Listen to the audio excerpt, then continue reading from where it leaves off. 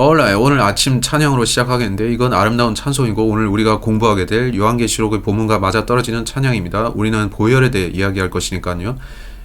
십자가에 달리신 분에 의해 구원받는 내용입니다. Saved by the blood of the crucified one. Saved by the blood of the crucified one. All hail to the Father, all hail to the Son, all hail to the Spirit, the great three in one.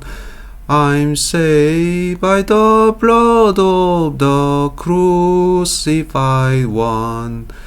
Glory, I'm saved, glory, I'm saved. My sins are all pardoned, my guilt is all gone. Glory, I'm saved, glory, I'm saved. I'm saved by the blood of the crucified one. Alright, 자, 아멘. 오늘 우리는 보혈에 대해 보겠습니다. 시작하기 좋은 찬양이었는데 오늘 우리는 계시록 5장을 볼 것이기 때문입니다. 여러분이 성경을 펴고 계시록 5장을 펴십시오. 이번 장은 미래에 일어날 일들인데 지난주 우리가 이걸 본 거 기억하세요? 하늘에서 일어나는 일들을 봤죠. 그 광경을 제가 묘사해서 보여드렸는데 자, 다시 돌려드립니다. 근데 이번 주에 우리는 여전히 하늘에 있습니다. 시작하면서 저는 명확히 하고자 하는데 때로 우리의 말은 의도대로 전달되지 않을 때가 있습니다. 그래서 저는 이 점을 말씀드리는 것인데 제 부친께서 하시던 말씀이 있죠. 명확하고 효과적인 의사 전달을 대체할 수 있는 거 없다. 지난주까지 제가 말씀드린 건 2, 3장에서 우리는 교회들을 봤다는 거고 또 4장에서는 하늘의 열린 문을 봤죠. 저는 그게 휴거라 말씀드렸는데 우리는 위로 올라갈 거고 계시록의 이하 본문에서 21, 22장 이전까지 교회는 더 언급되지 않고 있습니다.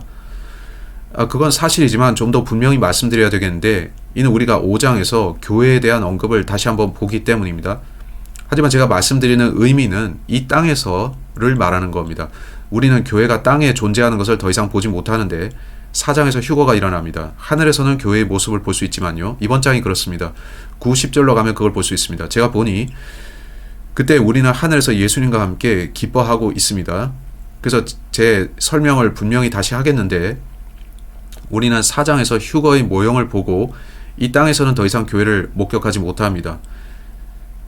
21, 22장까지 교회에 대한 언급이 더 이상 없죠. 하지만 하늘에서는 교회를 보는데 이 점은 환란절 휴거를 설명함에 있어 또 하나의 포인트입니다. 오케이? 따라서 저는 언제나 명확히 말하고 싶은데 사람들이 제 발언을 왜곡할 수 있어서 그렇습니다. 여러분이 이해했기를 바라는데 이번 장에서 우리는 교회를 봅니다. 하지만 그들은 이 땅이 아니라 하늘에 있습니다. 6장 이하로 가면 환란기에 이 땅에서 일어날 일들을 보는데 그때 구원받은 우리는 거기에 없습니다. 오케이, 이 점을 확실히 하면서 시작하고 싶었습니다. 아멘. 계시록 5장 1절로부터 시작하겠습니다. 보시면 또 내가 왕좌에 앉으신 분이 왕좌에 앉으신 분이 누구신가요? 4장을 보면 분명 예수님인데 우리는 지난주 봤죠. 우리가 살펴볼 것은 조금 이상한데 우리는 뭔가를 보겠지만 먼저 말씀드릴 것은 저는 이것들을 정확히 이해하지 못한다는 겁니다. 우리가 이해하는 게 먼저인가요? 믿는 게 먼저인가요? 하나님께서 그걸 말씀하셨으니 그런 것이라고 저는 믿습니다. 오케이? 제가 이해했건 아니건 바뀌는 건 없습니다. 이번 장에서 우리가 볼 것들은 좀 이상한데 그가 여기 계시고 또 여기도 계시고 그건 하나님께서 하나님이시기에 자신이 원하는 식으로 하실 수 있다는 거죠. 오케이? 저는 먼저 그걸 지적하고 싶은데 왕좌에 앉으신 분이 누구인지와 또 앉으신 분이 동시에 그 앞에 서신 분이 되는지입니다. 제가 할 수 있는 유일한 것은 이것에 대해 믿는 겁니다.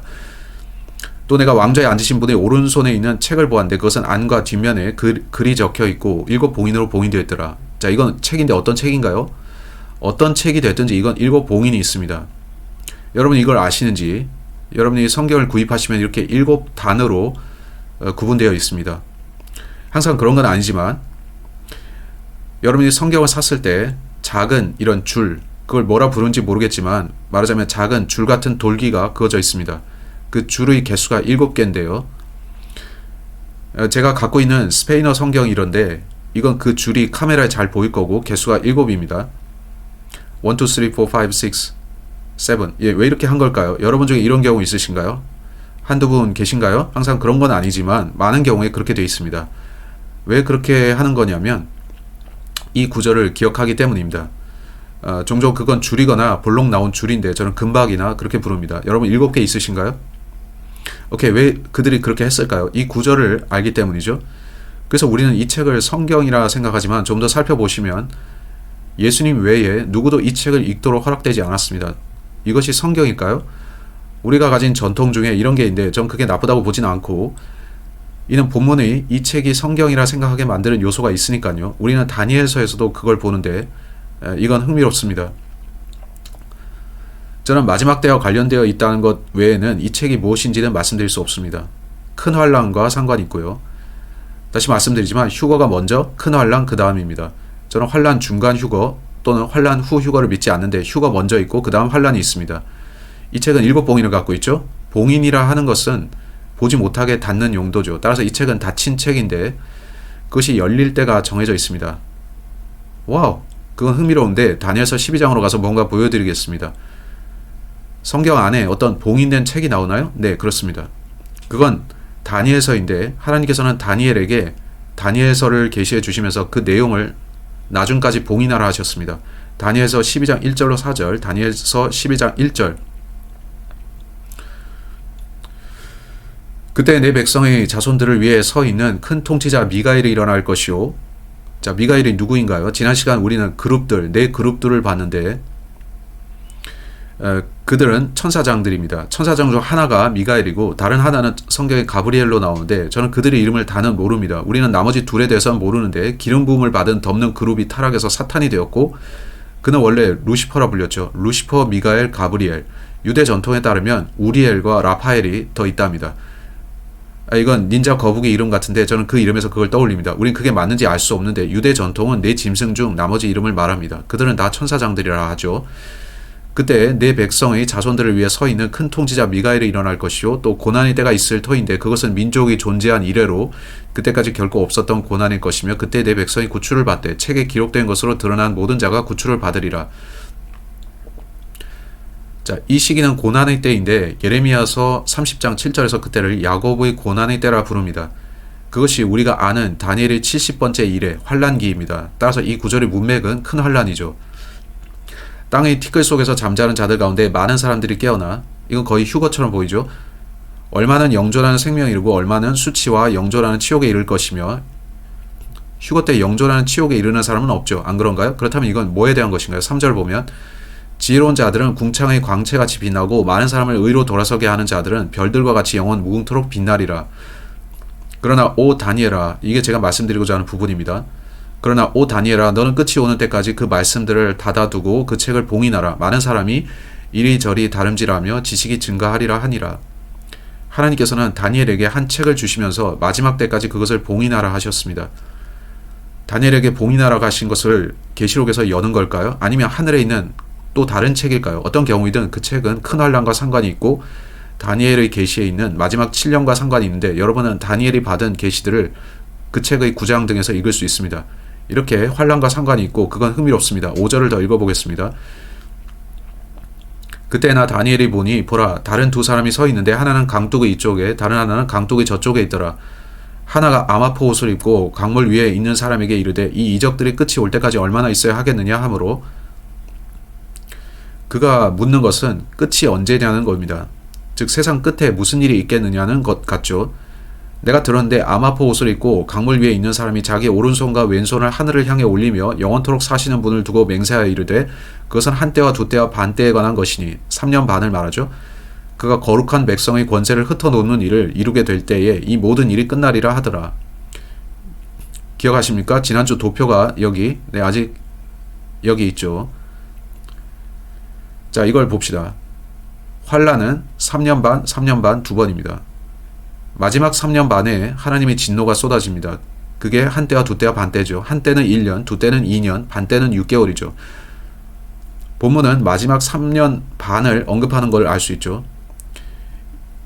이 책을 개봉하면서 계시록의 이후 장들로 넘어간다는 의미가 하나님의 진노를 여는 것 같습니다. 하나님께서 자신의 진노를 봉인해 두시면서 나의 진노를 좀 더 기다렸다가 퍼붓겠다 하시는 그런 의미인 것 같습니다. 8절을 보시면 내가 듣고도 깨닫지 못하였으므로 그때 내가 이르되 오 내 주여 이 일들이 끝이 어떠하겠나이까 하매 그가 이르되 다니엘아 내 길로 가라 주께서 끝이 오는 때까지 그 말씀들을 닫아두고 봉인하셨느니라. 많은 사람이 정결하게 되고 희게 되며 단련을 받을 것이나 사악한 자들은 사악하게 행하리니 사악한 자들 중에서는 아무도 깨닫지 못하되 지혜로운 자들은 깨달으리라. 희게 되는 자들이 누군가요? 우리는 휴거될 때 흰옷을 입는데 환란 때에도 많은 순교자들이 있을 겁니다. 이건 환란 성도가 단련되는 것이고 환란의 문맥이죠. 날마다 드리는 희생물이 제거되고 황폐하게 하는 가증한 것이 세워질 때부터 1290일이 있으리라. 기다려서 1335일에 다다르는 자는 복이 있도다. 그러나 너는 끝이 올 때까지 내 길로 가라. 내가 안식하다가 그 날들의 끝에 내 몫으로 정해진 곳에 서리라. 분명히 본문은 마지막 때를 말하고 있습니다. 또 큰 환란을 말하고 있습니다. 따라서 문맥적으로 큰 환란입니다. 이제 계시록 5장으로 다시 갑시다. 그걸 염두에 두시고 우리는 4장에서 휴거를 봤었습니다. 교회는 떠났고 하나님께서는 이 땅에 남은 누군가를 다루러 오시죠. 유대인들입니다. 환란기에 말이죠. 그래서 저는 환란 전 휴거를 믿습니다.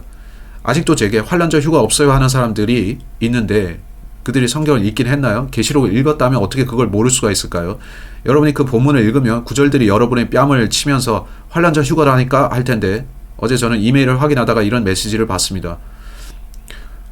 브레이커 큰 환란은 AD 73년까지 7년간 있었던 거예요. AD 73년에서 7년을 빼면 그들은 AD 70년이 7년 환란의 중간이고 그때 로마인들이 성전을 파괴하고 더럽혔다고 말합니다.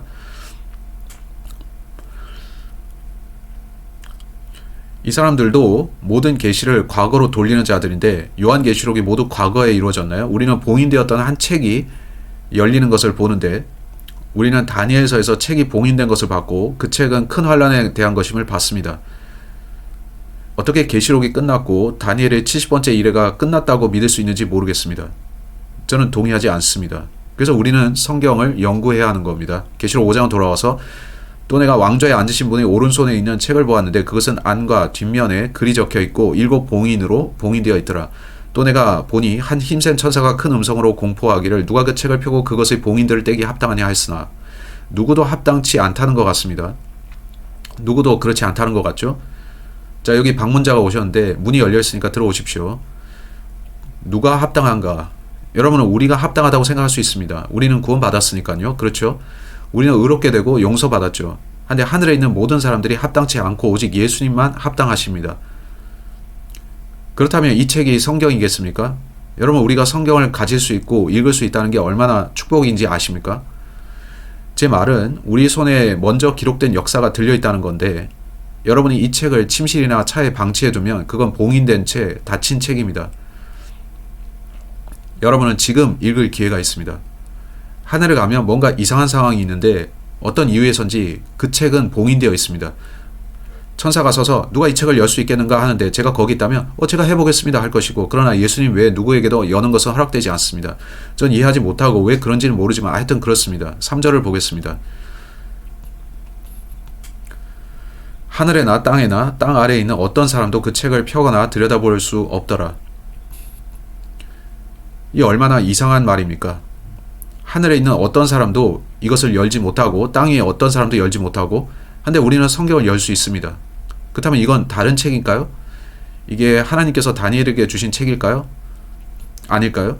본문을 읽다 보면 저는 종종 해답보다 질문이 늘어납니다.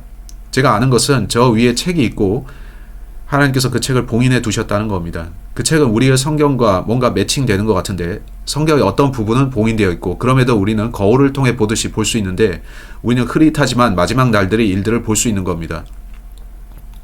저는 우리가 휴거가 먼저 있고 환란이 그 다음이라는 것 정도는 성경을 통해 볼 수 있다고 보는데요. 아멘. 다시 보면 이걸 보세요. 얼마나 이상한 진술입니까? 하늘에나 땅에나 땅 아래에 있는 어떤 사람도 땅 아래에 있는 사람 누구죠? 땅 아래에 사는 사람들이 있나요? 저는 트럼프와 관련된 건 말할 시간 없는데 베런 본 트럼프 그 책 읽어본 분 계신가요? 그건 이상합니다. 그건 지하에 사는 개미 인간들에 대한 책입니다. 하지만 기회되면 읽어보세요. 거기 보면 지하세계에 그들이 뭘 해놨냐면은 굴을 파놨습니다. 환란기가 되면 계시록이 말씀하기를 사람들이 재앙들이 일어남으로 인해 울부짖을 것인데 그들은 땅 밑으로 들어가려 할 것이고 동굴들에 거하게 될 겁니다. 그들은 바위들에게 자신들 위로 무너지라 호소하는데 여러분은 미국 전역에 DUMB 곧 Deep Underground Military Base가 있는 거 아십니까? 그건 거의 도시급인데 우리나라와 전 세계의 지하에 있습니다. 이렇게 땅 밑으로 내려갈 사람들이 있죠. 그것은 어린 양의 진노를 피하기 위해서입니다. 그들이 하나님의 진노를 그런다고 피할 수 있을 것 같나요? 어디로 가건 피할 수 없습니다. 어쨌든 땅 아래의 사람들이라니 흥미롭습니다. 그 책을 펴거나 들여다볼 수 없더라. 얼마나 슬픈 말입니까? 그들은 그 책을 볼 수도 없습니다. 오늘날 우리는 이 성경을 볼 수 있는데 그거 놀랍지 않나요?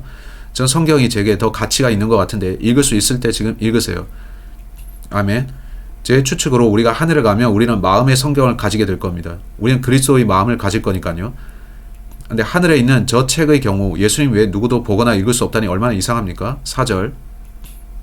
그 책을 펴서 읽거나 들여다보기에 합당한 사람이 아무도 보이지 아니하므로 내가 많이 울었더니. 여러분, 저라도 울 겁니다. 하나님께 감사하게도 우리는 여기에 성경이 있죠. 이 책은 하늘에 있습니다. 근데 세 가지죠. 세 가지라는 걸 기억하세요. 그들은 책을 펼 수가 없고 읽을 수가 없고 그 책을 들여다볼 수가 없습니다. 이 책이 어떤 책인가요? 그 책 안에는 하나님께서 장차 일어날 일을 써놓으셨을 건데 그가 그걸 봉인하시고 내가 나중에 공개하겠다 하신 겁니다. 저는 그 내용이 하나님께서 이 땅에 쏟아부으실 진노에 대한 것이라 봅니다. 하나님께서는 자신이 하실 일을 미리 써놓으신 겁니다. 때가 되자 그 책을 가져오게 하시면 하나님께서 첫째로 내가 할 일이 이것이다 하는 것이죠. 제 궁금증은 그 책에 이름들이 있느냐는 겁니다. 제 의문은 주께서 책을 펴라 하신 후에 브라질 대통령이자 미국 대통령이자에게 내가 이렇게 할 거다. 제 말을 하나님께서는 전지하시고 이로써 그분이 전지하심이 그렇게 드러나지 않을까요? 누가 알겠습니까마는 이로써 하나님께서 큰 환란을 시작하시는 것 같고 결국 마지막 3년 반 때 그분의 진노가 부어지는 것 같죠. 5절에 보면 장로들 중 한 사람이 내게 이르되 24 장로들 중 하나가 말하죠. 혹자가 말하기를 요한이 24 장로 중 하나에 포함되기에 그들을 알았을 거라는데 전 모르지만요. 그럴 수 있겠죠. 좋은 질문입니다. 그렇다면 여러분은 24 장로가 누구인지 다시 떠올리게 되죠. 요한은 그들이 누구인지 그들의 이름을 알았을 겁니다. 다시 말하지만 계시록에 많은 의문들이 있습니다. 장로들 중 한 사람이 내게 이르되 울지 말라 보라 유다 지파의 사자 곧 다윗의 뿌리께서 이기셨으므로 그 책을 펴시고 그것을 일곱 봉인을 떼시리라 하니라. 유다 지파의 사자는 누구인가요? 예수님이죠. 다윗의 뿌리는 누구인가요? 이건 예수 그리스도를 가리키는 건데 그는 유다 지파의 사자이십니다. 창세기 49장으로 갑시다. 우리는 예수 그리스도께서 하나님께서 육체 안에 나타나신 분이라는 걸 아는데 그는 성경에서 많은 모형들로 나타나십니다. 그리스도의 상징 중에 하나가 사자인데 그는 유다 지파의 사자로 불리십니다. 그가 왜 그렇게 불리시나요? 창세기 49장 8절 본문은 야곱이 자신의 모든 아들들을 불러놓고 그들에 대해서 대언하는 내용입니다. 그가 말합니다. 8절 유다야 너는 내 형제들이 찬양할 자니라 내 손이 내 원수들의 목을 잡을 것이요 내 아버지의 자식들이 내 앞에서 절하리라. 유다는 사자의 새끼니라. 사자가 나오죠. 내 아들아 내가 탈취물 해서 떠나 위로 올라갔도다. 그가 엎드리고 웅크린 것이 사자 같고 늙은 사자 같으니 누가 그를 깨워 일어나게 하리요.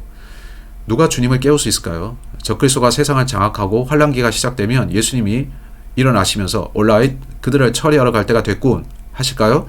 그렇게 그는 사자처럼 오실 건데요.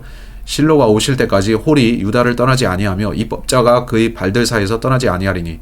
실로의 뜻은 평화입니다. 이 땅에 언제 평화가 오죠? 예수님이 아마겟돈에 오셔서 적그리스도를 무찌르시면 천년의 평화가 옵니다. 그에게 백성이 모이리라. 백성이 모인다는데 어떤 백성이 모이죠? 이 지파들의 백성들이 모입니다. 하나님께서 다시 이스라엘 민족과 그 민족을 백성을 다스리러 오십니다. 성경에 대체 신학은 없습니다. 맞습니까? 하나님께서는 다시 유대인들을 다루실 겁니다. 그런 겁니다. 이제 마태복음 1장으로 갑시다. 마태복음 1장에는 예수 그리스도의 계보가 나오는데요. 그 계보 안에서 분명히 볼 수 있습니다. 여러분 제가 왜 이 말을 하는지 물어볼 수 있는데 저는 이미 압니다 할 수 있죠. 제 생각은 이겁니다. 온라인으로 보시는 분들의 경우 휴거가 내일 일어난다면 그땐 유대인들이 이걸 보게 될 겁니다. 저는 그들에게 메시아가 누구인지 확신시켜 주려는 것입니다. 저는 그걸 위해 노력하는데 여러분이 계시록을 읽다 보면 예수께서 유다 지파의 사자이신 걸 볼 수 있습니다. 유대인들의 경우 이건 그들의 지파들 중 하나이니까요. 그럼 뭐죠? 예수님은 유다 지파에서 오셨다는 거죠. 마태복음 1장 1절에서 아브라함의 자손이시오 다윗의 자손이신 예수 그리스도의 세대에 대한 책이라. 아브라함은 이삭을 낳고 이삭은 야곱을 낳고 야곱은 유다와 그의 형제들을 낳고. 여기 주다스가 유다입니다. 왜 본문은 주다스라고 하나요? 히브리어로 예후다 뭐 그런 식인데 우리가 히브리어에서 번역하면 유다가 되고 그리스어에서는 주다스 같은 식이 되죠. 그래서 주다스라고 쓴 건데 그게 유다입니다. 따라서 문제가 되는 건 없고 이건 주다스 이스카리옷을 말하는 건 아닙니다. 유다를 번역하면서 주다스로 한 겁니다. 유다는 다말에게서 베레스와 세라를 낳고 자 이런 식으로 이어지는데 본문은 예수님이 계보를 추적하여 알려줍니다. 따라서 예수님은 분명 사자로 상징되시는데 모형적으로 사자입니다. 어떤 지파의 사자이시죠? 유다 지파의 사자죠. 누가복음 3장 33절을 볼 시간은 없겠지만 거기서도 그는 유다 지파의 자손이십니다. 예수 그리스도는 참으로 유다 지파의 사자이신 거죠. 오케이. 그는 또한 다윗의 뿌리라고 불리시는데 계시록 22장 16절로 갑시다. 예수 그리스도께서 다윗의 계보에서 오신 게 맞나요? 네, 여러분이 읽어보면 아실 겁니다. 마태복음 1장 6절을 보시면 다윗 왕이 등장하죠. 예수님은 다윗의 계보에서 오셨습니다. 계시록 22장 16절에 예수님이 말씀하십니다.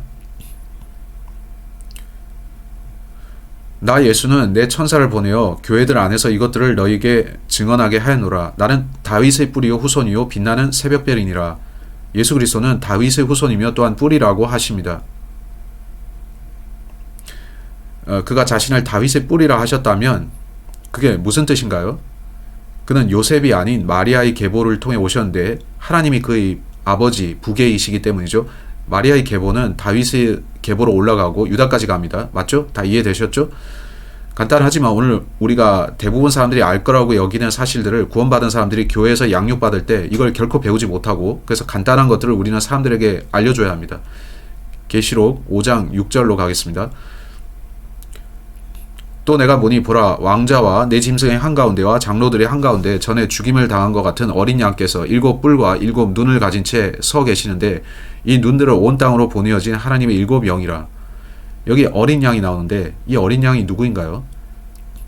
7 뿔을 가진 어린 양입니다. 이건 참 이상한 생김새죠. 뿔은 무엇을 상징합니까? 권세를 상징하죠.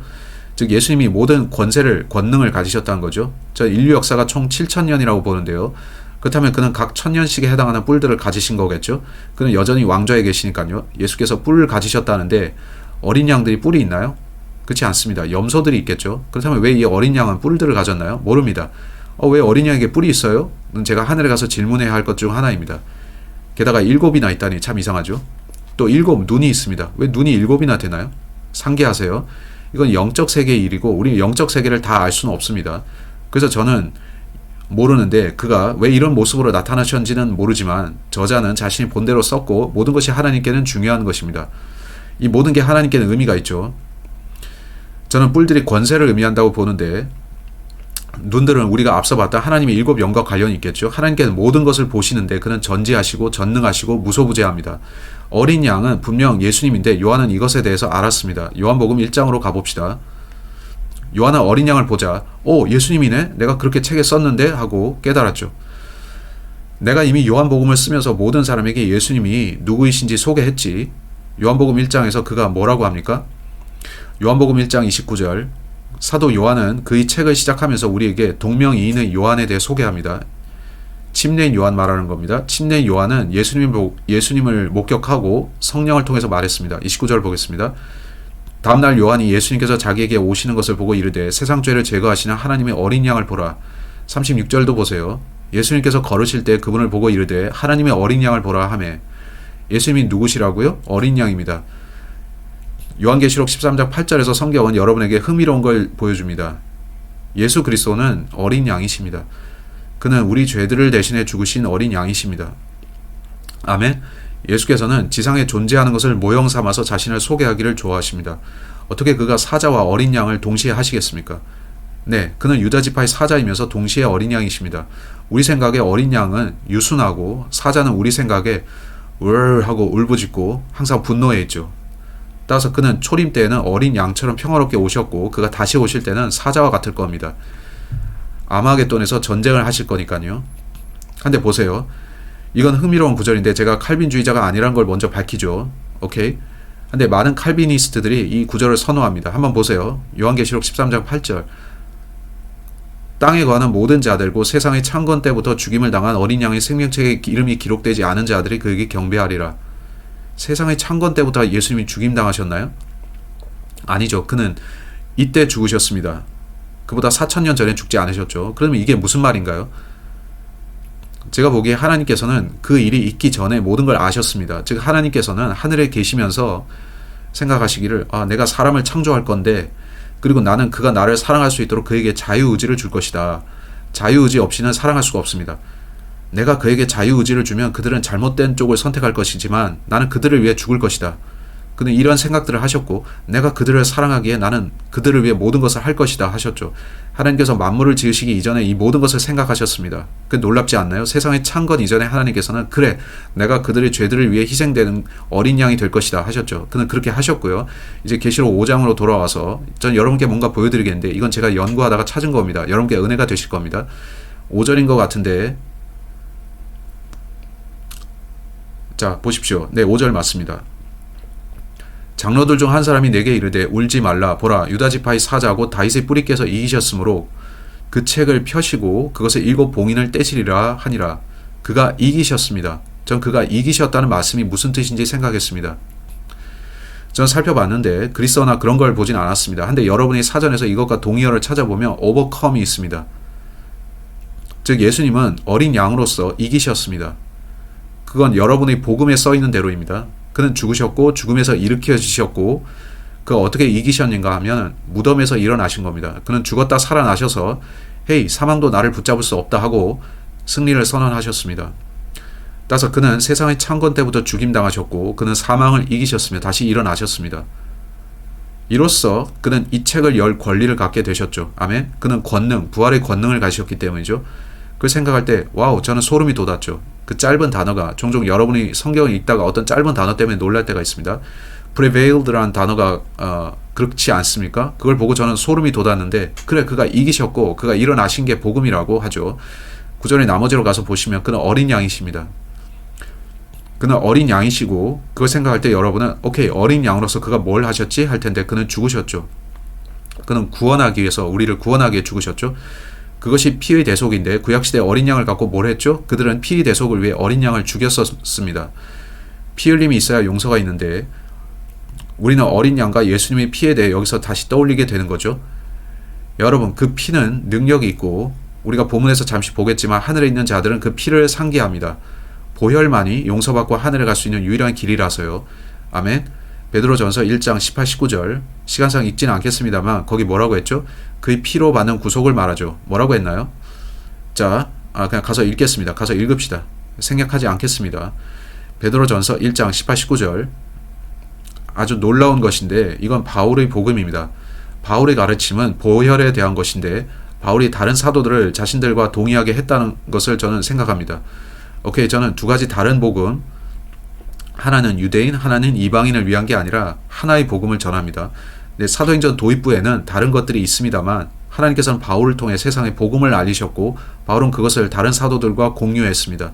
그래서 그들은 같은 복음을 전하게 되죠. 베드로전서 1장 18, 19절 너희가 아는 바와 같이 너희 조상들로부터 전통으로 물려받은 너희의 헛된 행실에서 너희가 구속받은 것은 은이나 금같이 썩을 것들로 된 것이 아니라 흠도 없고 점도 없는 어린 양의 어린 양이라고 하죠. 피 같은 그리스도의 보배로운 피로 된 것이니라. 참으로 그분께서는 세상의 창건 이전에 미리 정하여졌으나 하나님께서는 이 계획을 인류 창조 이전에 구상하셨죠. 내가 그들을 위해 죽을 것이다 하고요. 그들이 바른 길이 아닌 잘못된 길로 갈 거다. 자, 이게 얼마나 놀랍습니까? 이제 계시록 7장으로 갑시다. 보혈에 대해서 봅시다. 계시록 7장 10절 큰 음성으로 외쳐 이르되 구원이 왕좌에 앉으신 우리 하나님과 어린 양께 있도다 하더라. 구원은 어린 양을 통해서 옵니다. 어떻게 해요? 어린 양이 오셔서 우리를 위해 피 흘려 죽으시는 거죠. 어린 양께서 합당하시도다.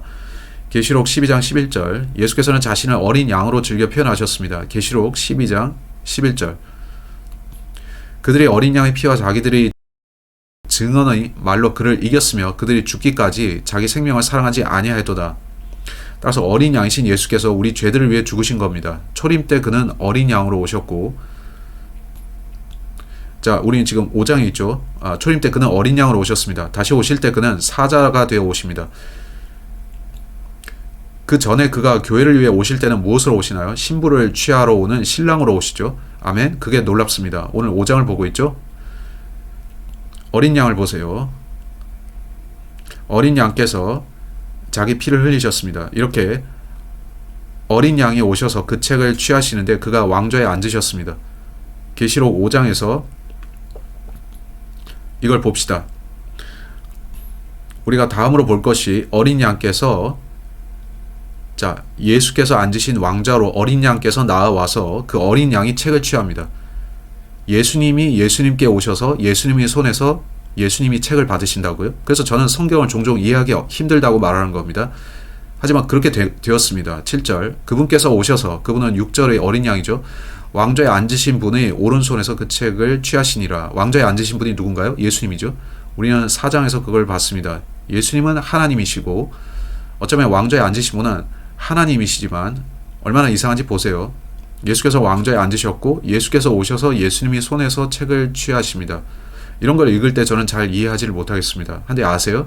하나님은 하나님이시고, 그게 무슨 뜻이냐면, 그걸 정의 내리자면 그는 자신이 원하는 대로 하십니다. 그는 자신이 원하시는 여러 방식으로 자신을 한 번에 나타내시는데, 그가 7 영을 가지실 수 있다면 그는 다른 장소에 동시에 나타나셔서 자신의 손에서 책을 취하실 수 있습니다.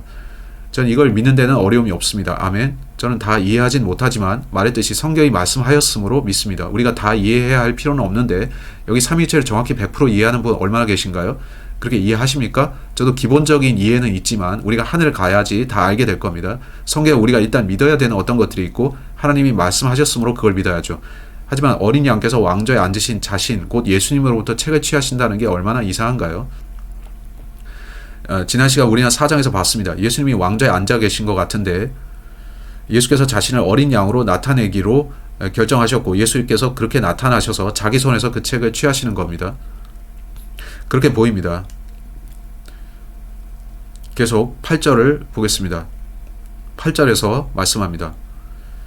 그분께서 그 책을 취하심에 네 짐승과 24 장로가 저마다 하프들과 향이 가득한 금병들을 가지고 어린 양 앞에 엎드렸는데 그 향은 성도들의 기도라.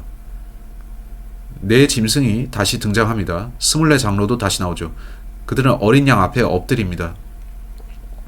그들이 다시 거룩하다 거룩하다 거룩하다 말하는 것 같나요? 이번엔 그렇지 않은데 그들은 그분 앞에 엎드려 뭔가 매우 흥미로운 말을 합니다.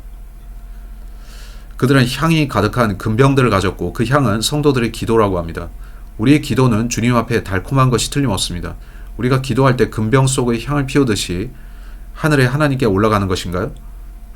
하나님께서는 우리 기도를 기억하시죠. 그가 정말 다 기억하실까요? 전 모르지만 교회는 그리스도의 신부이기에 여러분은 결혼 전에 자기 연인에게 보통 편지를 쓰곤 하는데 그 편지들을 상자 같은 데 간직합니까? 왜냐면 나중에 그게 추억거리가 되기 때문인데요. 성경은 하나님께서 우리에게 말씀하신 것이고 우리 기도는 하나님께 우리가 말씀드리는 겁니다. 그는 우리의 말들을 기억하고자 하실 텐데 여러분 얼마나 자주 기도합니까? 하나님께서 당신의 기도를 달다고 하시는 것을 압니까? 그는 그걸 듣고 싶어 하십니다. 박스 안에 넣어놓고 다시는 보지 않는다고요? 오케이. 제 말은 여러분은 충분히 기도하시냐는 겁니다. 기도 생활 잘 하시나요? 주님께 기도합니까? 9절 보지요. 그들이 새 노래를 불러 이르되 그들이 새 노래를 부르는데 제가 보충 설명 드리겠습니다. 우리가 계시록 5장 전체를 읽다 보면 제가 언급하는 걸 잊었는데 6절에서 그는 A lamb 어린 양이 불리시고 같은 6절에서 그는 죽임당한 어린 양이라 불리시며 8절에서는 그 어린 양 The Lamb 이라 부르고 12절에서 그는 합당하신 어린 양 13, 14절에서 그는 영원 무궁하신 어린 양입니다. 저는 그게 흥미로운데 그는 단지 어린 양이 아니라 여러 수식어들이 그에게 붙습니다. 계시록은 볼 게 많죠. 그들이 새 노래를 불러 이르되 누가 이 노래를 부르는 건가요? 네 짐승과 24 장로입니다. 근데 거기 노래하는 또 다른 사람들이 있습니다. 이 무리가 누구인지를 보세요. 주께서는 그 책을 취하여 그 책의 봉인들을 열기에 합당하시니이다. 주께서 죽임을 당하시고 주의 피로 모든 족속과 언어와 백성과 민족 가운데서 우리를 구속하사 누가 구속받았다죠? 네 짐승이 죄에서 구속받았습니까? 아니죠. 24 장로의 경우에는 구속받은 자들이 될 수 있겠지만 여기 우리가 누구인지 보세요. 하나님께 드리셨으며 주의 피로 구속받은 저들은 교회인 것 같죠. 저들은 우리 같습니다. 금주에 저는 많은 주석들을 봤는데 그들은 온갖 이야기들을 하면서도 이 찬양하는 자들이 구원받은 그리스도의 몸이라고 간단히 설명하지 않습니다. 제가 본문을 볼수록 그들은 우리 교회인 것 같습니다. 왜냐고요? 다음 10절을 보세요. 또 우리 하나님을 위해 우리를 왕과 제사장으로 삼으셨으니 우리가 땅에서 통치하리다 하더라. 계시록 1장 5, 6절과 같죠. 여기서도 우리는 보혈을 발견합니다. 자, 5절. 또 신실한 증인이시오 죽은 자들로부터 처음 나신 분이시며 땅의 왕들이 통치자이신 예수 그리스도로부터 은혜와 화평이 너에게 있기를 원하노라. 우리를 사랑하사 자신의 피로 우리 죄들에서 우리를 씻으시고, 이거 우리들인데 그렇죠. 6절. 하나님과 자신의 아버지를 위해 우리를 왕과 제사장으로 삼으신 분께, 즉 그분께 영광과 통치가 영원토록 있기를 원하노라. 아멘. 우리는 왕과 제사장으로 정해졌는데 우리가 왕과 제사장이 된다는 게 무슨 뜻인가요? 구원을 받은 우리가 휴거돼서 하늘로 가면 그리스도의 심판석을 거쳐서 예수님과 함께 다시 내려옵니다. 이에 대해 지금 더 설명하겠는데, 내려온 우리는 그분과 함께 통치합니다. 우리가 하늘로 가는 이유가 뭔가요? 보혈 때문입니다. 따라서 그들이 보혈을 노래한 건 놀랍습니다. 그들이 새 노래를 불러 이르되 그 책을 취하기에 합당하시도다 하는데 또 말씀하기를 주의 피로 우리를 구속하셨다 하죠. 그들은 보혈을 잊지 않았습니다. 골로새서 1장 14절은 뭐라고 하죠? 그분 안에서 우리가 그분의 피를 통해 구속고 죄들의 용서를 받았도다. 사도행전 20장 28절은 어떻게 말씀하나요? 오케이. 소위 교회라 하는 많은 곳들에서 오늘날 피를 잊어버렸습니다. 보혈을 잊으면 안 됩니다. 저를 공격하는 사람들이 있는데 그건 제게 별거 아니지만요. 그들이 왜 저를 공격하는지 아십니까? 브레이커는 예수님의 피를 너무 강조한 사람이다. 제게 명예훈장을 주시는 건데 예수님의 피는 아무리 강조해도 지나치지 않습니다. 우리는 하늘에 가서 그 노래를 부를 겁니다. 오늘 아침 제가 노래를 불렀던 또는 부르려고 했던 이유는 그 때문이고요. 레이 형제, 우린 잘 불렀습니다. 잘 했어요. 전 여러분이 보혈이 매우 중요한 걸 알기 원했습니다. 사도행전 20장 28절. 그러므로 너희 자신과 온 양떼에게 주의를 기울이라. 성령님께서 너희를 그들의 감독자들로 삼으사 하나님의 교회, 곧 그분께서 자신의 피로 사신 교회를 먹이게 하셨느니라. 자, 우리를 말하죠. 자신의 피라고 합니다. 예수님의 피를 말합니다. 따라서 그 피로 구원받은 사람들은 교회 시대인 지금의 우리를 말하는 것입니다. 그렇죠? 우리는 그 피로 구원받았습니다. 예수님의 피밖에는 없습니다. 아멘. 뭔가 흥미로운 걸 읽어드리겠는데 이건 피터 럭크만의 주석서입니다. 저는 피터 럭크만의 성경학교를 다녔고 그는 분명 가장 위대한 성경 교사 중 하나였습니다. 그의 개인적 성품에 대해서 여러분은 하루 종일 논쟁할 수 있고 그 사람에 대한 견해들을 말할 수 있지만 그건 상관없죠. 저는 그가 성경을 가르쳤기에 감사하고 그가 킹제임스 성경을 수호했던 걸 감사합니다. 제가 기억하기로 럭크만은, 자, 이건 그의 요한계시록 주석서인데요. 그의 계시록 주석서를 읽다가 구원받은 사람이 많습니다. 노스캐롤라이나의 한 유명한 목사, 그는 제가 좋아하는 목사 중 하나인데 그는 이 계시록 주석서를 읽다가 구원받았습니다. 근데 제가 무슨 말을 하려고 했냐면 예전에 럭크만은 보혈을 가르쳤었고 보혈을 강조해서 가르쳤습니다. 제 부친께서는 그걸 기억하셨고 저도 기억하기로, 그런데 세월이 지나면서 럭크만은 자신은 이전만큼 그 보혈을 강조해서 가르치진 않았습니다. 전 그 이유를 모르지만 오늘날 럭크만 나이트라고 하는 사람 중에 보혈을 너무 얘기하지 마세요 하는 사람도 있습니다. 그저 재미로 그분의 주석서를 한번 보겠는데, 제가 말했듯이 저는 주석서를 자주 보지는 않고 성경 자체를 읽는 걸 더 좋아하지만 저는 그가 한 이 말을 여러분께 보여드리기 원했습니다. 이분이 제가 아는 럭크만입니다. 그는 보혈을 믿고 그 피를 믿으라고 가르쳤죠. 그는 하늘에서 보혈에 대해 어떻게 노래할지 이야기합니다. 그가 말합니다. 그 피를 신뢰하지 않고 하늘에 가려는 자들은 숙고해야 할 것이다. 우리가 어떻게 하늘에 가죠? 그 피를 신뢰해서죠. 계속 씁니다. 물을 찬양하는 자가 거기 있다고 상상을 해보라. 물침례 받고 그 때문에 하늘에 갔다고 생각하는 사람 말이죠. 아닙니다. 보혈입니다. 계속 씁니다.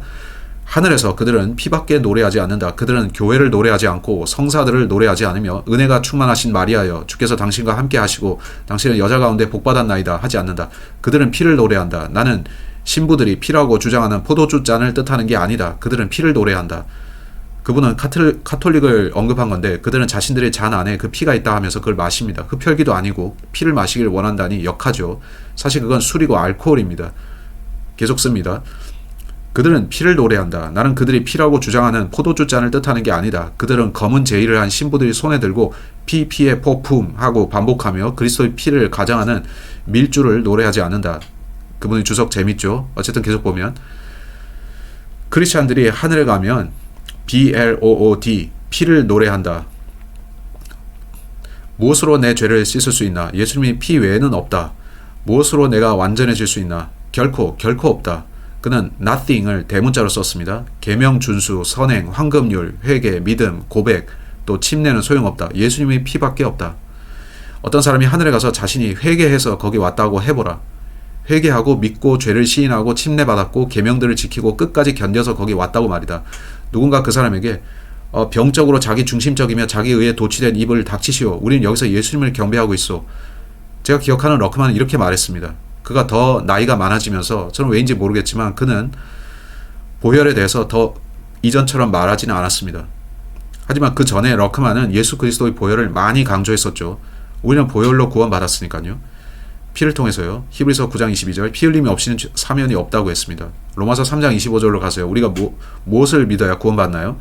에베소서 2장 8, 9절을 말씀합니다. 너희가 믿음을 통해 은혜로 구원을 받았나니 그것은 너희 자신에게서 난 것이 아니요 하나님의 선물이니라. 행위에서 난 것이 아니니 이것은 아무도 자랑하지 못하게 하려 함이라. 우리는 믿음을 통해 구원받았죠. 오케이, 뭘 믿는 건가요? 로마서 3장 25절 그분을 하나님께서 그분의 피를 믿는 믿음을 통한 화해 원물로 제시하셨으니 이것은 하나님께서 참으심을 통해 과거의 죄들을 사면하심으로써 자신의 의를 밝히 드러내려 하시며 따라서 피를 믿는 믿음으로 우리가 구원받습니다. 하나님께서 바울에게 그 메시지를 주셨죠. 사도행전 13장 바울이 성경에 들어온 건 이유가 있습니다. 예수께서 오셨을 때 그는 왕국의 메시지를 전하셨는데 그건 예수님이 누구신가에 대한 것이었고 그분이 메시아인 걸 믿으라는 거였습니다. 유대인들이 그들이 메시아를 거절하니까 하나님께서는 바울에게 넌 이걸 그들에게 전해라 하셨는데 그게 what message입니다. 그들에게 보혈로 구원받는다고 알려주고 내가 그들을 위해 한 일을 믿으라고 알려주라.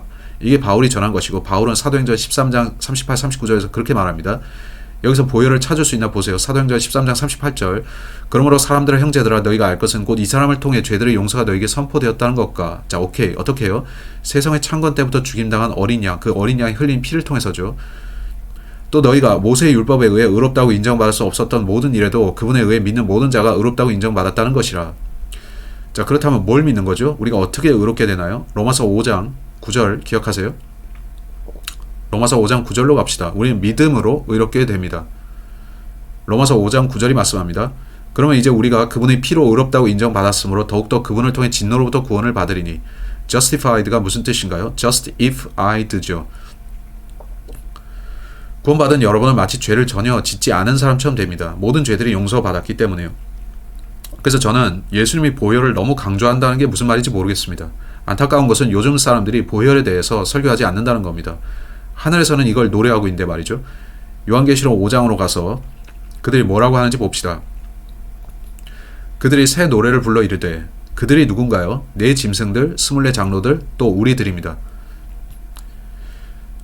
주께서는 그 책을 취하여 그 책의 봉인들을 열기에 합당하시니이다.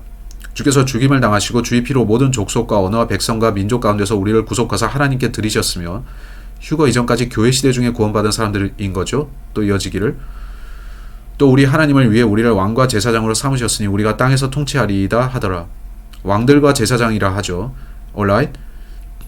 자, 우리는 계시록 1장 5, 6절에서 그걸 봤죠. 그가 자신의 피로 우리 죄들을 씻으시고 우리를 왕과 제사장으로 삼으셨다고 합니다. 따라서 환난저 휴거여야만 하는 겁니다. 왜냐하면 환난저 휴거가 있고 나서 그리스도의 심판석이 있을 거기 때문에요. 하나님께서는 그 심판석에서 그리스도인들이 주님을 위해 어떻게 살았는지를 심판하시는데 우리의 죄들은 십자가에서 이미 심판받았습니다. 구원받을 때 우리는 모든 죄들을 용서받았고 그 죄들을 다시 용서받아야 할 필요는 없습니다. 예수님의 피로 다 용서받았는데 어떻게 다시 죄를 심판받겠습니까? 그럴 수는 없죠. 우리 죄들은 피로 값이 치러졌습니다. 우리는 자신의 죄로 인해 심판받지는 않을 겁니다. 하지만 우리의 섬김에 대해서는 다르죠.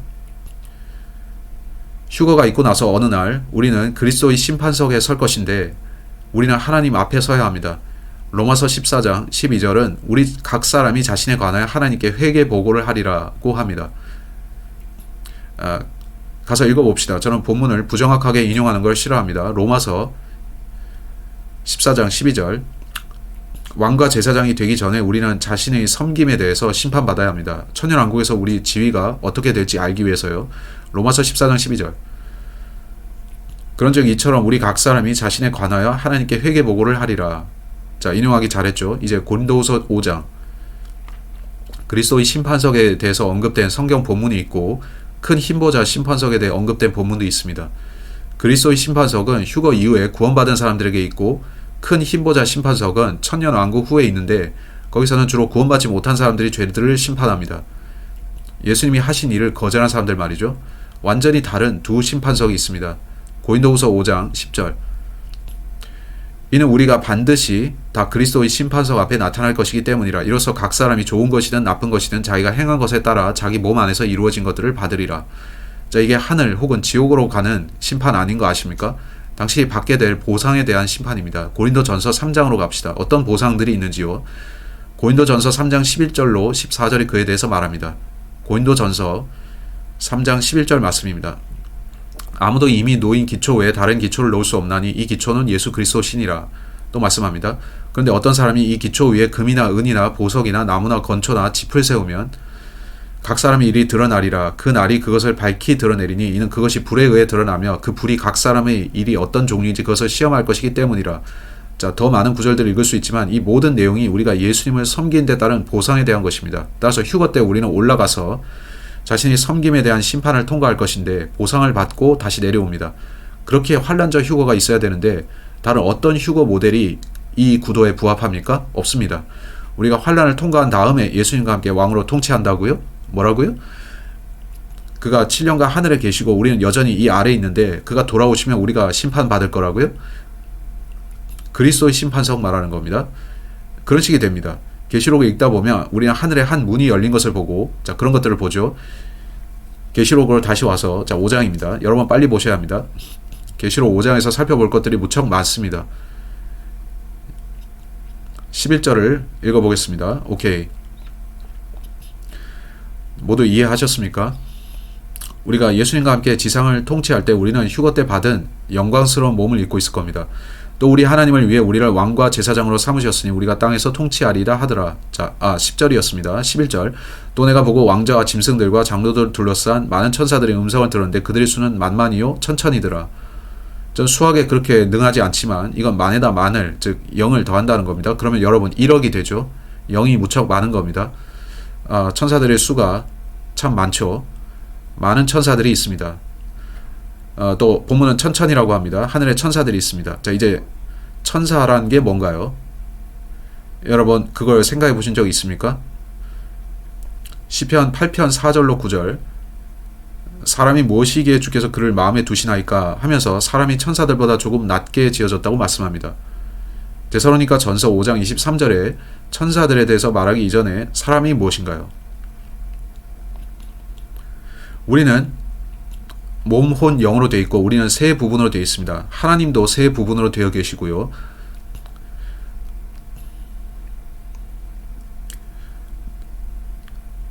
하나님께서는 성부, 성자, 성령으로 계시죠. 우리도 셋이고, 자, 우리는 영, 혼, 몸입니다. 따라서 기본적으로 두 개의 세계가 있는데 들을 준비 되셨습니까? 영적 세계가 있고 또 물리적 세계가 있습니다. 우리 모두는 사실 두 세계에 동시에 속해 있습니다. 우리에게는 영이 있고 영은 영적 세계에 속하죠. 영은 우리 안에 있는데 그건 영적 세계가 우리 안에도 있다는 겁니다. 우리에게는 몸이 있는데 우리의 몸은 물질 세계입니다. 우리 모두는 불멸의 혼을 가졌습니다. 그 혼은 두 세계, 곧 하늘 아니면 지옥 중 하나에 영원히 살 것입니다. 그래서 우리는 두 세계에 동시에 속해 있습니다. 생각해보면 놀랍지 않습니까? 우리 안에는 하나님의 성령이 계시고 주님께서 영적 세계에 관해서 우리의 길을 지도하십니다. 근데 당신이 구원받지 않았다면 당신은 마귀에게 완전히 장악되어 있고 마귀가 우리 세계에 어떻게 출입합니까? 구원받지 못한 사람들 안에 들어옴으로써 그렇게 합니다. 그러면 그들은 그 사람들이 느끼는 걸 느끼고 그들을 통해서 행동할 수 있습니다. 하나님께서는 우리 안에서도 그러기를 원하시는데 우리와 함께 이 세상의 삶을 살기를 원하십니다. 당신의 영은 누구에게 속해 있습니까? 이제 천사는 무엇인가요? 천사는 사람과는 좀 다른데 천사가 무엇인가요? 성경 어디에도 천사들에게 혼이 있다는 말은 없습니다. 성경에서 천사는 영이라 불리는데 천사는 때로 물리적인 몸의 형태를 취할 수도 있습니다. 그걸 잠시 살펴보겠는데 히브리서 1장으로 빨리 가겠습니다. 성경은 천사들이 무엇인지를 여기서 알려줍니다. 히브리서 1장 13절. 그분께서 어느 때에 천사들 중 누구에게 내가 내 원수들을 내 발 받침으로 삼을 때까지 내 오른쪽에 앉아있으라 하고 말씀하셨느냐? 그들은 다 구원의 상속자가 될 자들을 위해 섬기라고 보내어진 섬기는 영들이 아니냐? 천사들은 영들이랍니다. 그들은 몸을 취할 수도 있지만 천사의 혼이 어디 있습니까? 그는 이 세계 혹은 이 세계에 있을 수 있습니다. 즉 그는 양쪽 세계에 동시에 있을 수 있는 거죠. 천사는 양쪽 세계에 있을 수 있지만 원래 그들은 영적 세계에서 창조되었죠. 천사들이 활동합니까? 전 그렇다고 믿습니다. 전 그들이 우리 세상을 자주 방문한다고 믿습니다. 전 그들을 보기를 원치는 않습니다만 성경은 이렇게 말씀하시죠. 히브리서 13장 2절을 봅시다. 히브리서 13장 2절. 나그네 대접하기를 잊지 말라. 그리함으로써 어떤 자들이 알지 못하는 가운데 천사들을 대접하였느니라. 천사가 사람에게 나타날 때 그 사람들은 천사가 나타난 줄 모릅니다. 제가 이 모든 걸 원하는 대로 다 말씀드리고 싶지만 일단 사사기 13장 2절에서 6절을 봅시다. 한 여인에게 누군가 나타났는데 그 여인은 삼손의 모친이 될 여인입니다. 그녀는 자신에게 한 남자가 나타났다고 남편에게 전합니다. 한데 그는 천사였죠. 그녀는 왜 천사를 사람이라고 했습니까? 그 천사가 인간 남자의 모습을 하고 나타났기 때문에 그렇게 본 것입니다. 같은 일을 우리는 창세기 19장 1절로 5절에서도 봅니다. 예수님께서 두 천사를 대동하고 아브라함을 찾아오셨습니다. 그는 그들을 남자들이라고 불렀는데 그들은 그렇게 보였습니다. 천사들이 소돔으로 갔고 소돔 사람들은 그들을 이거 어떻게 표현할지 모르겠는데 성경 표현대로 하면 그들을 알고자 했습니다. 그들을 강간하고자 했죠. 이제 많은 이들이 천사들은 날개를 달고 있다고 말합니다. 성경에 그렇게 나오지 않는데요. 사람들 하늘에 있는 그룹들은 날개가 있다고 하는데 지난 장에서 우리는 그걸 봤죠. 하지만 일반 천사들은 날개가 없습니다. 그래서 그들이 사람들에게 나타나도 천사라고 인식되지 않는 거죠. 알지 못하는 가운데 천사들을 대접할 수 있는 겁니다. 천사들은 사람들에게 나타납니다. 자, 이와 함께 우리가 알 수 있는 것은 천사들은 영이지만 물리적인 몸을 취할 수 있다는 거죠. 그들에게 혼은 없습니다. 천사들은 그들의 영이 영원하기에 영원히 삽니다. 그들에겐 죽을 수 있는 몸이 없기 때문에 타락하지 않는다면 계속 살죠. 여러분은 타락 천사에 대해서 들어보셨나요? 창세기 6장 1절로 4절입니다. 다시 말하지만 시간 절약을 위해서 읽는 것은 생략합니다. 여러분이 성경을 갖고 계시면 창세기 6장 1절로 4절을 읽어보세요. 거기 보면 천사들이 여자들을 취해서 아이를 낳았다고 합니다. 그들은 거인들이 되었습니다. 그걸 네필림이라고도 부르죠. 따라서 천사들은 몸을 취할 수 있고 성경에 보면 천사는 육신이 되어서 후세를 낳을 수 있는 거죠.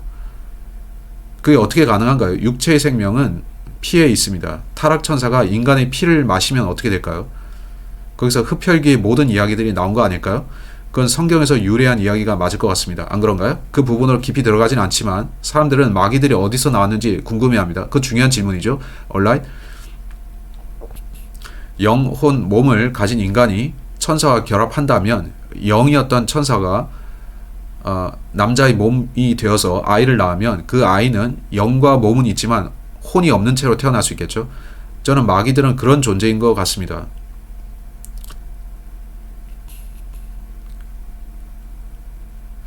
거인들 말하는 것입니다. 거인들이 죽을 때 그들은 육체를 잃어버리고 그 육체 안에 있던 영은 떠도는 영이 되는 거죠.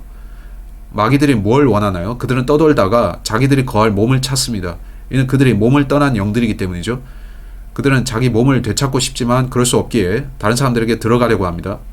마귀들은 그런 존재인 것 같은데 성경에서 그들을 불결한 영이라고 합니다. 이것에 대해 말할 게 많지만 구절들을 보죠. 제시하죠. 마태복음 12장 43에서 45절 예수께서 그들에 대해 말씀하십니다. 그들이 어떻게 들어오는지 그들을 쫓아내더라도 다른 동료들과 함께 되돌아온다는 거예요. 잘 모르지만 이 영들에게 뭔가가 있습니다. 흡사 그들은 점점 작아지는 것 같습니다. 그들은 하나님이 계획에 원래 없던 것들이기에 원래 있으면 안 되는 것들입니다. 원래 그들은 자이언트였지만은 점점 크기가 작아지는 것 같습니다. 그들은 왜 작아지는지 궁금할 겁니다. 마가복음 5장 1절로 13절에 보면 거기에 마귀 들린 한 남자가 나오는데 예수께서 내 이름이 무엇이냐 하자 내 이름은 군단이니 이는 우리가 많기 때문이다 하죠. 그 사람 안에 마귀들이 1000이나 있었습니다. 한 사람 안에 1000마리의 마귀가 들어가려면 충분히 작아야겠죠? 이상하죠? 안 그렇습니까? 제게 흥미로운 것은 예수께서 내 이름이 무엇이냐 하셨을 때 우리는 군단입니다 했다는 겁니다. 오늘날 이 모든 표현의 혼란이 뭔가요? 사람들의 표현들이 이상해지고 있습니다. 로라와 저는 한 남자를 만났었는데 그는 자신을 우리라고 표현했고 우리, 그들 이렇게 말했죠. 전 그게 이상했는데 왜 그는 우리, 그들 말했을까요? 제가 깨닫게 된 것은 그 남자 안에 1000명의 마귀가 있을 수도 있다는 것이었죠. 그들이 그를 통해 말했고 제 말은 이런 걸 생각하면 오싹하지 않나요? 그게 사실이면 이런 것은 성경적인 게 아니라 사탄적인 아젠다인 겁니다. 말을 바꾸는 거예요.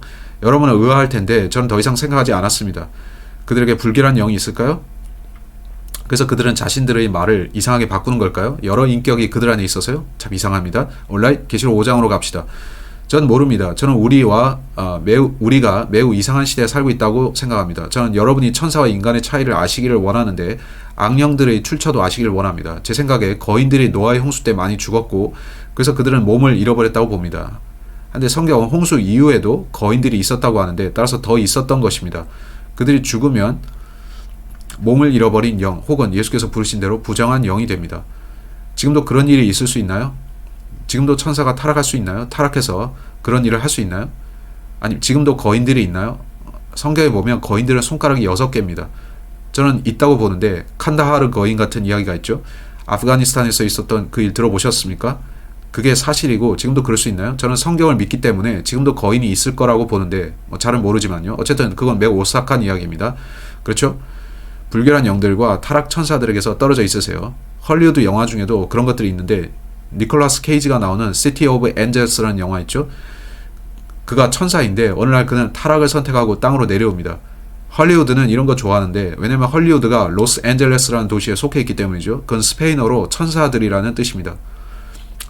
보이지 않는 세계에는 많은 일들인데 영적 세계의 중심에는 사탄이 있을까요? 그가 이 영들을 사람들에게 들여보내려고 노력한다는 것이죠. 이상하죠? 자, 오케이. 계시록 5장으로 돌아갑시다. 계시록 5장 11절. 천사들의 숫자는 무척 많습니다. 그들의 숫자는 만만이요 천천입니다. 12절.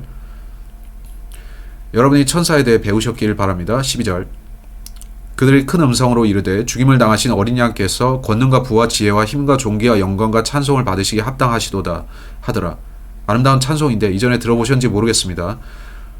Worthy is the Lamb, He is holy. 뭐 이런 노래 있죠. Holy, holy, holy.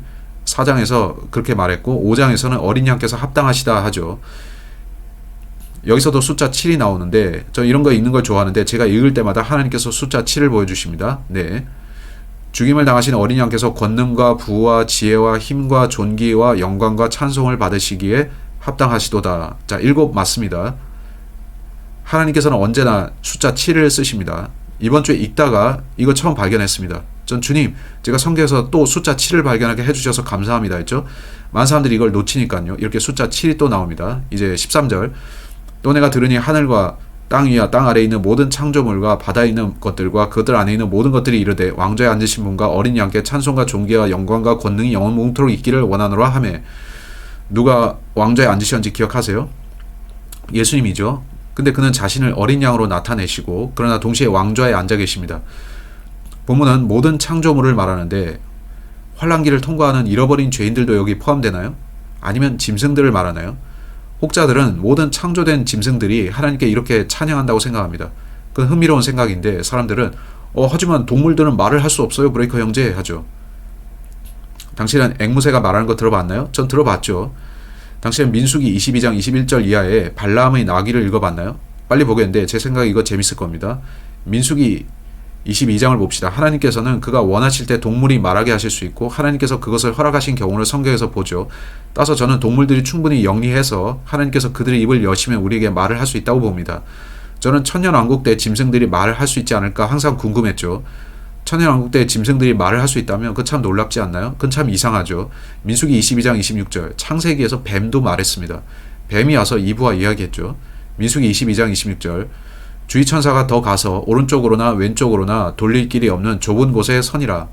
나귀가 주의 천사를 보고 발라함의 밑에 엎드리매 발라함의 분노가 타올라 그가 지팡이로 나귀를 때리므로 주께서 나귀의 입을 여시니 나귀가 발람에게 이르되 내가 주인께 무슨 일을 하였기에 주인께서 나를 이같이 3번이나 때리시나이까 하매 발람이 나귀에게 이르되 자 그가 대답도 한다는 게 웃긴데 윌버 내가 말을 하다니 미스터 에드나 그런데 나오죠.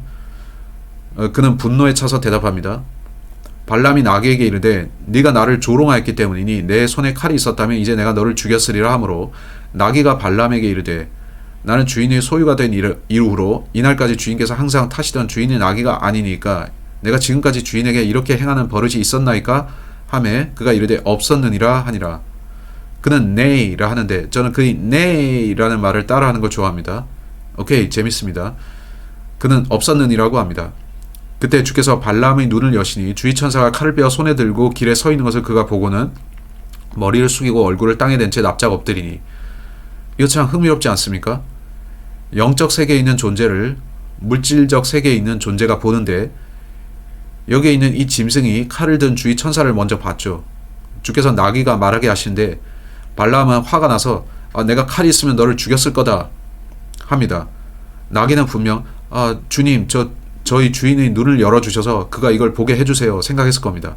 나귀는 봤고 발람도 칼을 든 주의 천사를 보게 되는데 그는 분명 읍스 얼른 입을 닫아야겠다 했을 겁니다. 그는 자신이 나귀보다 못하다고 생각했을 것 같죠. 어쨌든 재미있는 본문이고 짐승이 말을 할 수 있는 게 흥미롭죠.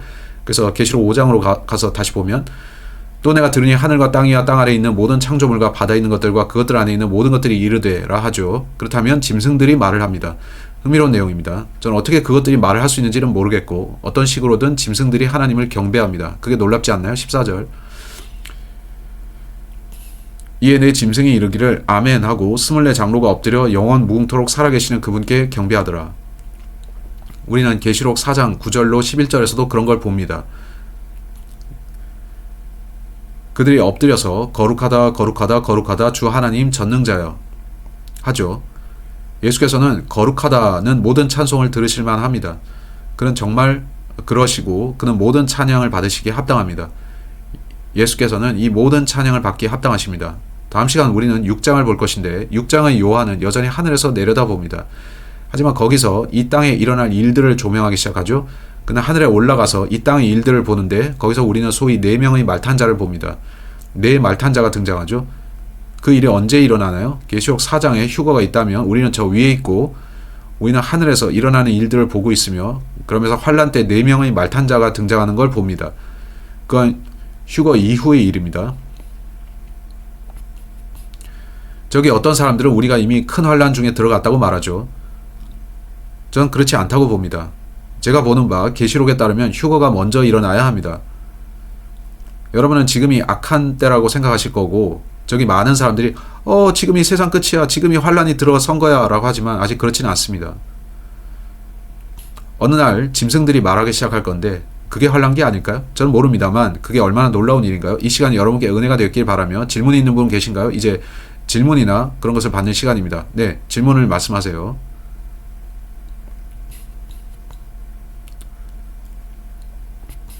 자, 질문 말씀하세요.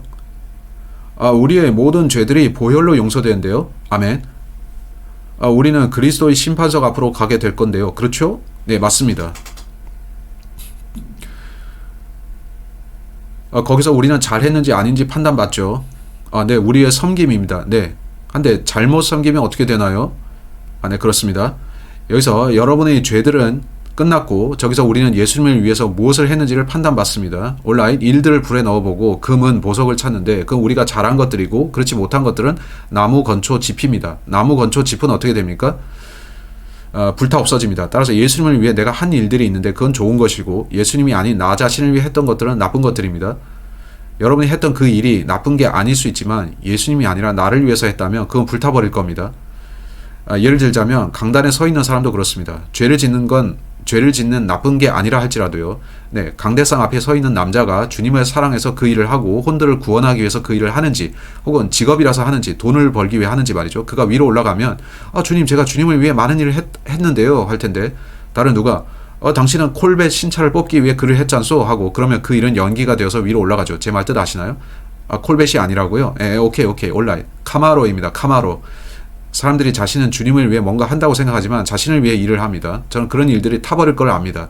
우리가 하늘에 가면 대단한 나이든 모친이 있을 거고 모두들 그녀를 보고 저 여자는 목사가 아니었고 구령자도 아니었어 할 텐데 하지만 그녀의 이마에서는 잭팟이 터진 것처럼 온통 금이 짱짱짱 쏟아져 나올 겁니다. 이는 그녀가 온 생애 동안 사람들을 위해 기도했기 때문이겠죠.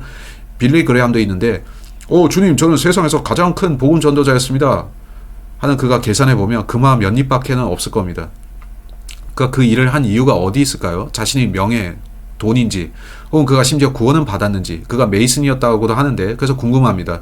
제가 말씀드리는 것은 주님께서 우리의 섬김을 심판하실 거고 주님께 대한 섬김인지 자기를 섬긴 건지 보실 겁니다.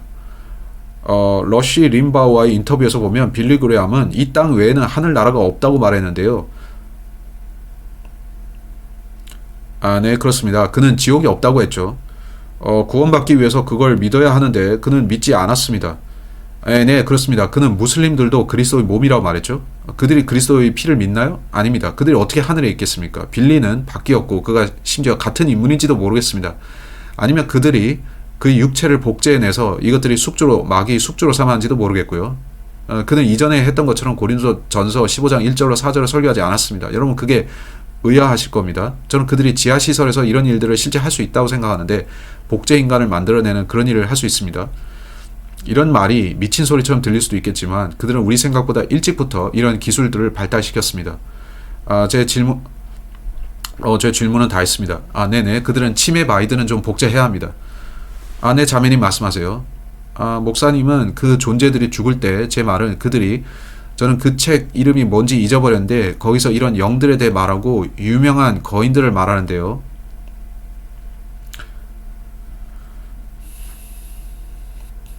오케이. 에녹서라는 책이 있습니다. 성경 외적 경전이라는 책들이 있는데 외경들이 있죠. 전 사람들에게 그런 책들을 추천하지는 않는데 에녹서는 성경에서는 유다서가 에녹의 대언에 대해 언급합니다.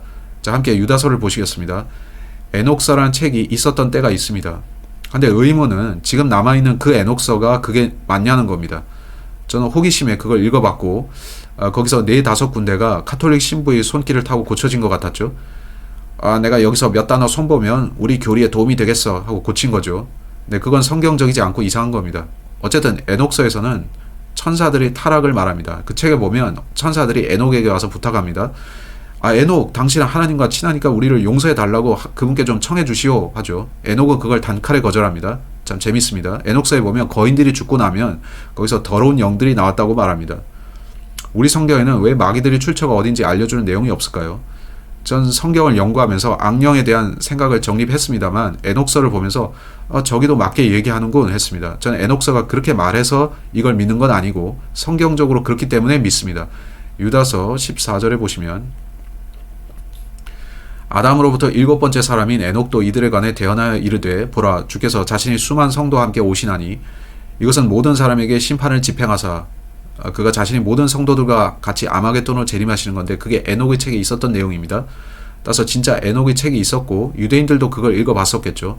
그래서 예수님이 오셨을 당시에 유대인들은 불결한 영들이 더러운 영들이 무엇인지 다 알았습니다. 저는 그걸 믿지만 하나님께서 성경에 써놓지 않으셨으니 우리가 악령의 출처에 대해서 자세히 알 필요는 없다고 봅니다. 이거 우리가 자주 접하는 건 아니지만 지금 악령들은 도처에 있죠. 으스스하죠. 에드가 케이시라는 사람이 있는데요. 그는 소위 유명한 예언가였는데 에드가 케이시 혹은 에드가 케이스에 대해 들어보신 적 있나요? 그는 트랜스 상태에 빠져서 말하곤 했는데 그는 초고대 문명이나 그런 것들에 대해 말했죠. 온갖 부류의 사람들이 있는데 그런 사람들을 지칭하는 말이 있죠. 예지자라고 부르는 거죠. 그런 사람들이 말을 듣는 것을 저는 권하진 않습니다만 그들이 말을 들어보면 그들이 말하기를 이 영이 나를 지도한다 하는데 그 영적 세계의 채널러들은 인도하는 영이 내게 이러저런 것을 말해 주었다 하죠. 그 이름이 뭔가요? 하고 물으면 성경에 나오는 거인들의 이름이 나옵니다. 이 우연인가요? 아니면 몸에서 분리된 거인들의 영들이 거기 들어간 건가요? 그래서 저는 거인들의 출처에 대해서 그렇게 생각합니다. 킹제임스 성경은 그것들을 devils라 부르는데요. 요즘은 demons라는 표현을 더 자주 씁니다. 한데 고대 그리스어에서 angel을 가르칠 때 demon이란 말을 썼습니다. 그들은 선한 디몬과 나쁜 디몬이 있다는 것이었는데 착한 데몬이 있나요? 아닙니다. 오늘날 우리는 그걸 마귀들이라고 합니다. 선한 존재는 천사들이고 악한 데몬들은 마귀들입니다. 우리가 이걸 아는 건 매우 중요한데 데블이나 데몬들은 우리 도처에 있고 저는 그들이 여전히 악한 아이들을 재생산할 수 있다고 봅니다. 서큐버스 이것과 쌍을 이루는 또 다른 게 있는데 인큐버스. 서큐버스는 타락한 여자 천사 마귀를 뜻하고 그게 들어와서 아이를 낳을 수 있다는 식입니다. 자, 무섭죠? 천사들에 대해서 질문 드리겠는데 타락 천사 죽을 수 있나요? 그들은 어떻게 되는 건가요? 오케이. 타락 천사가 죽을 수 있는가? 성경은 너희가 자신을 신들이라 하지만 그런 너희도 사람처럼 죽을 것이다 라 합니다. 성경에 보면 타락 천사들이 자신을 신들이라고 부르는데 거인들도 신들이라 불립니다. 그래서 그들을 신들로 숭앙하는데 헤라클레스 그 외 그런 자들 있죠. 고대 신화들은 뭔가요? 그리스 신화는 뭔가요? 그 내용은 창세기 6장과 완벽히 맞아 들어가는데 그 신화의 신들이 돌아다니면서 술을 마시고 음행하고 그런 게 나옵니다. 이거는 창세기 6장하고 똑같네? 그 신들이 누군가요? 타락천사들입니다. 예수께서는 너희가 신들이라 하지만 사람들처럼 죽을 것이다 하시죠. 그렇다면 타락천사가 죽을 때 그의 몸은 죽지만 그는 여전히 영이기 때문에 그들 또한 더러운 영이 될 수도 있을 겁니다. 어쩌면요. 하지만 그것들의 계급은 훨씬 높아서 그들은 높은 처소들에 있는 영적 사악함이고, 혹시 그것들이 비밀 지하 기지들에서 뭔가를 하고 있을까요? 여러분이 필 슈나이더의 말을 들어보시면, 그 우리 주제에서 벗어나는 얘기지만 필 슈나이더라는 사람이 있고 그는 지질학자였습니다. 그는 암석에 대한 연구를 하고 있었고 정부를 위해 일했습니다. 그는 지하 기지로 내려가서 우리가 에일리언이라 부르는 존재들을 만났습니다. 우리가 에일리언이라 부르는 것들은 외계 우주에서 온 것이 아닙니다. 그들은 이 타락 천사들인데 그들은 자신들의 수명을 연장하는 대단한 기술을 갖고 있습니다. 비밀 지하 기지에서 그런 일들이 일어나는 것 같은데 그들은 정부와 조약을 맺고 허가를 받아서 그들은 많은 가축들을 납치해서 실험하고 있죠. 여러분, 해마다 많은 가축들이 납치돼서 신체가 절단되어 죽는 사건 듣는데 그들의 가축 절단하는 것은 설명하기도 끔찍합니다. 그들은 눈을 예리하게 도려내고 소의 눈 같은 거를, 우리는 그런 기술이 없습니다. 그들은 고도의 레이저 기술을 쓰는 것 같습니다. 그들은 왜 피를 필요로 하나요? 육체의 생명이 피에 있기 때문에 그들은 더 오래 살려고 피를 요구합니다. 필 슈나이더는 손가락 2개를 잃어버렸는데 여러분 그 영상을 유튜브에 보실 수 있을 겁니다. 그는 공군 쪽 사람들과 함께 그 지하 기지 중 하나에 내려가 있었는데, 공군 말입니다. 그들이 동굴을 돌아다니다가 갑자기 은으로 된 몸을 가진 6피트 키의 존재가 나타나서 그들에게 어떤 펄스 파장을 쐈고 그가 가까스로 피하지 않았으면 죽었을 거랍니다. 그 사람 앞에 있던 사람은 죽었고 슈나이더는 손가락 2개를 잃어버렸답니다. 거기에 어떤 것들이 존재하는데 여러분이 그의 말을 꼭 믿으라는 건 아닙니다. 그를 믿으라는 건 아니지만 이 모든 게 성경과 일치한다면 말이 된다는 거죠. 타락 천사들은 지하에서 어떤 실험을 하고 있습니다. 거기에 아기들로 가득한 수조들이 있고 그들은 그레이 외계인이라 불리는 걸 만들고 있습니다. 그레이 외계인은 3피트 키에 손가락이 4개입니다. 그들은 손가락이 4개라는 겁니다. 거인들은 손가락이 6개였는데 그들이 비밀 지하 기지에서 만든 존재는 손가락이 4이죠. 제가 볼 때 그들은 자신들이 들어갈 수 있는 자그마한 신체들을 만들었고 이를 통해 몸을 다시 갖게 됐는데, 그럼에도 그들은 타락했고 또 약화되었습니다. 그래서 손가락이 4이 된 거죠. 만화들에 보면 손가락 4자리가 나오죠. 왜 그들은 5손가락으로 그리지 않나요? 그들이 세상에 뭔가를 도입하려고 준비하나요? 그들이 카메라 뒤편에서 뭔가 이상한 게 진행 중인 것 같은데 상상이 가시나요? 따라서 저는 지하의 일을 믿는데 우리가 계시록에서 그 구절들을 봤죠. 그들은 뭔가를 합니다. 무적행을 열려고 하는 거죠. 그 구덩이에 뭐가 나오나요? 계시록 9장 11절 보세요. 그것들을 다스리는 왕이 그것들에게 있었는데 그는 바닥 없는 구덩이의 천사니라. 그의 이름은 히브리 말로는 아바돈이지만 그리스 말로는 그가 아폴론이라는 이름을 가졌더라. 다른 본문도 있지만 9장에 보면 이 존재들이 지구 밑에서, 땅 밑에서 올라오는데 그들은 괴물처럼 생겼습니다. 그들이 이 비밀 지하 기지에서 뭘 만들고 있는 걸까요? 궁금하실 겁니다. 누가 이 일을 주관하고 있는지. 여러분, 예전에 러시아가 자신들이 UFO를 격추시켰다고 얘기한 거 기억하시나요? 여러분, 뉴멕시코 로스웰에 가보신 적 있나요? 저는 뉴멕시코 로스웰에 갔었는데 UFO 박물관을 방문했습니다. 참 대단했습니다. 뉴멕시코주 로스웰에는 UFO 박물관이 있습니다. 그리고 추측하기로 독일 사람들도 UFO를 발견하고 격추했었습니다. 그들로부터 새로운 기술을 얻었고요. 그래서 나치 독일은 매우 강해졌고 강력한 제국을 세워서 세계 정복을 시도했었죠. 하지만 하늘의 하나님께서 그들을 막으셨고 그 후에 UFO 프로그램은 미국으로 옮겨졌죠. 그래서 미국은 온갖 기술들을 발전시켰고, 저는 잭 파슨스에 대해서 다룰 시간 없습니다. 여러분, 잭 파슨스에 대해 들어보셨나요? 그는 정부 지원으로 실험실을 운영했는데 그는 헐리우드 쪽 일에도 개입했습니다. 이런 모든 일들을 알아보다 보면 여러분은 마귀가 여기 개입하고 있는 걸 아는데, 저는 UFO가 실존함을 믿습니다. 그들은 그걸 미확인 비행물체라 부르는데 이제는 그 명칭을 바꿨습니다. 그들은 언제나 명칭을 바꾸는데 이제 그들은 UAP라 부릅니다. 그게 뭐냐면 미확인 항공현상입니다. 당신은 공군에 계셨으니까 이런 거 아시겠죠? 당신 우주군에 들어가셨죠? UFO는 있습니다. 이것들이 뭔가요? 저는 그것들이 타락 천사들이라 보는데, 그들은 천상에서 이 모든 지식들을 갖고 왔고 이러한 기계 장치들을 만들 수 있습니다. 그들은 말 그대로 작은 비행 접시들을 타고 땅 위를 미끄러지듯 움직이는데 거기서 자기장이 발생하고, 그래서 그들은 비행하는 데 있어서 자기장을 사용합니다. 그건 믿기 힘든데요. 이것들은 실존하고 또 그들은 악합니다. 전 그것들과 접촉하고 싶지 않습니다. UFO 보신 적 있나요? 로라하고 저는 봤는데 UFO 보신 분 있나요? 우린 그것들을 봤습니다. 우린 그게 진짜임을 압니다. 일반적으로 그것들은 크고 둥그스름한데 온두라스에는 이런 말이 있습니다. 이런 말이 있습니다. 당신이 산들 사이로 비행하는 크고 둥근 걸 보면 그걸 따라가 보라. 그게 멈췄다가 사라지는 지점에 가서 땅을 파보면 보물을 찾는다. 이런 속담이 있습니다. 뭔가 생각나지 않나요? 몰몬교를 창시한 조셉 스미스라는 남자가 있는데 그의 부친과 모친은 마법사들이었습니다. 그들은 점을 쳐서 매장된 보물들을 찾았죠. 따라서 이런 것들은 진짜이고 여러분 이 일의 배후에는 어떤 영이 있어서 그 조셉 스미스를 부유하게 해줬는데 그가 악령들을 위한 종교를 창시하게 해줬죠. 마귀가 이런 일들 하는 거 아시겠나요? 또 질문 있는 분 계신가요? 네. 또 질문 드리겠는데요. 유다서에 보면 타락천사들이 영존하는 사슬로 묶여서 어둠 속에 있다고 하는데요. 그 일은 과거인가요? 앞으로 일어날 일인가요? 오케이. 창세기 6장에 보면 6장으로 가서 봅시다. 아까 창세기 6장 읽지 않았으니까 창세기 6장에서 그 천사들은 범죄했고 하나님께서 대홍수 때 그들을 수장시키신 후 감금하신 것 같습니다. 구덩이에 말이죠. 한데 보세요. 또 어떤 천사들은 그 이후에 범죄했습니다. 이제 어떤 타락천사들은 저 아래에 있고 어떤 타락천사들은 아직 위에 있습니다. 땅 아래에는 강력한 네 천사가 있는데 계시록에 보면 네 천사가 구렁 속에 들어가 있고 때가 되면 그들이 올라온다고 합니다. 네, 그들을 꺼내려고 하는 건가요? 그렇습니다. 선 말인데 그래서 그들은 선을 돌립니다. 차원의 문을 개방하려고요. 저는 선이 그 네 천사들을 불러 올릴 것 같은데 그때는 물론 환란기가 될 거고 지금은 아닙니다. 창세기 6장 봅시다. 사람들이 지면에서 번성하기 시작하고 그들에게 딸들이 태어나며 하나님의 아들들이, 자 이건 구약에서 천사들을 가리키는 표현입니다. 욥기에도 그걸 보죠. 사람들이 딸들을 보되 그들이 아름다운 것을 보고 자기들이 택한 모든 자를 자기를 위해 아내로 삼으니라. 그들이 그녀들과 성관계를 가졌다는 건가요? 아내로 삼았다면 그런 더러운 짓을 했다는 거겠죠. 주께서 이르시되 내 영이 항상 사람과 다투지는 아니하리니 이는 그도 육체이기 때문이라. 그럼에도 그의 날들은 120년이 되리라 하시니라.